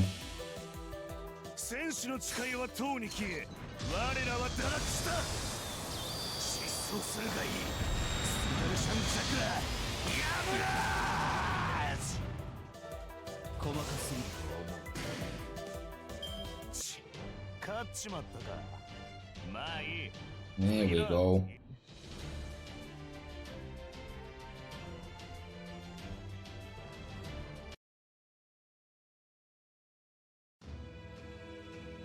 What's the score up to? I lost count in the high thousands. Damn it. Pisses me the hell off how strong you are. You are impressively strong yourself. I truly think you are one of the strongest warriors I have ever met. Well, did you do everything you wanted? I did. And I guess you got nothing to worry about. It's only one thing left to say now. Let's go fight together again. I'll even let you borrow me. Thank you. I accept it with gratitude. That's what I like to hear. Now hurry up. Thank you, my friend. Your anger may be defective and improper, but there are still some lost hopes that only it can save.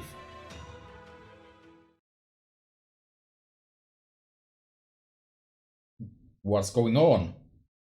Oh hey, is what Haman's spirit origin was at its limits? Even if his connection to Shiva did let him interfere with time, he still had to sacrifice a lot to pull it off. So he chose to burn freely so he could leave his spirit core behind.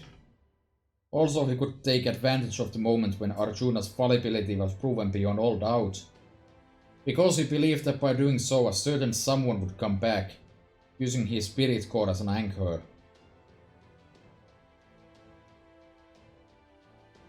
What?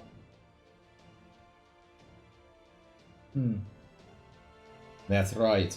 The possibility was always there. Would Arjuna ever absorb him, make him a part of himself? Absolutely not. Even if he did possess divinity, he is the one being Arjuna would almost certainly refuse to absorb. After all... Oh, my apologies. It would seem that the time is not yet right to speak of that. Master, look! Behind you! Honestly, it was really hard waiting for hundreds and thousands of years. But you did see... You did say we would be sure to meet again. That's a promise in my book. I mean, after all... I knew that you of all people would never ever lie. So we have met again. You did wonderfully, Chinako Karikiri. absolutely wonderful. I can tell you've grown since we last met. Your face is now as full of life as a beautiful spring flower.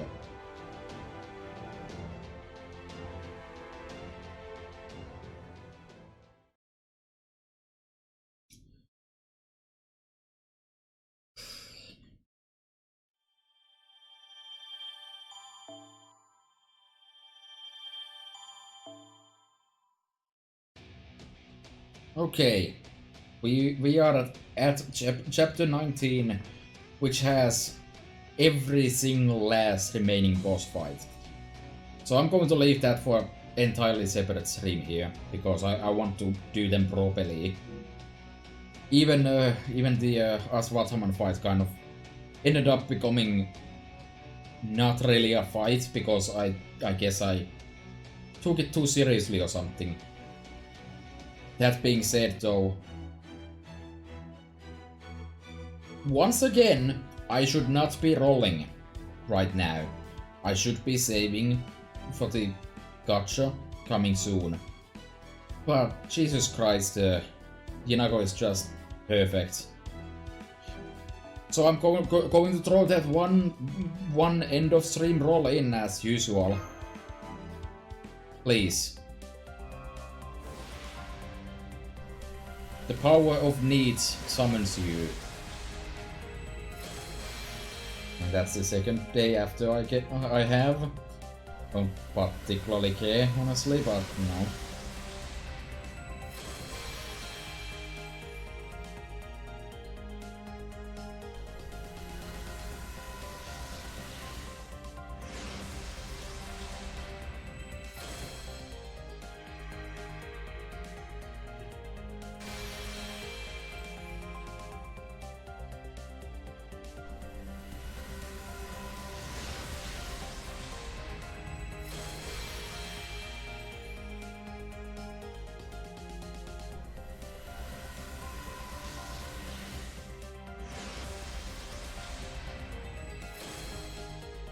Bill? No, Bill.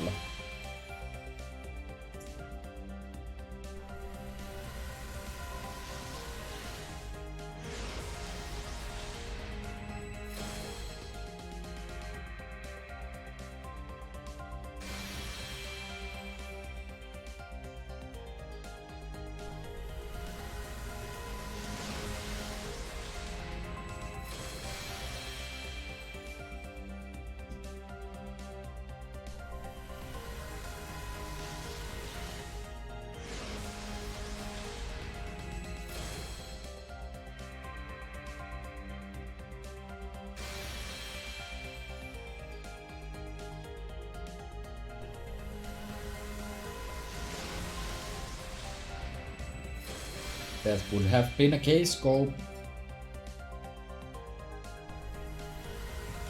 Never going to stop saying that.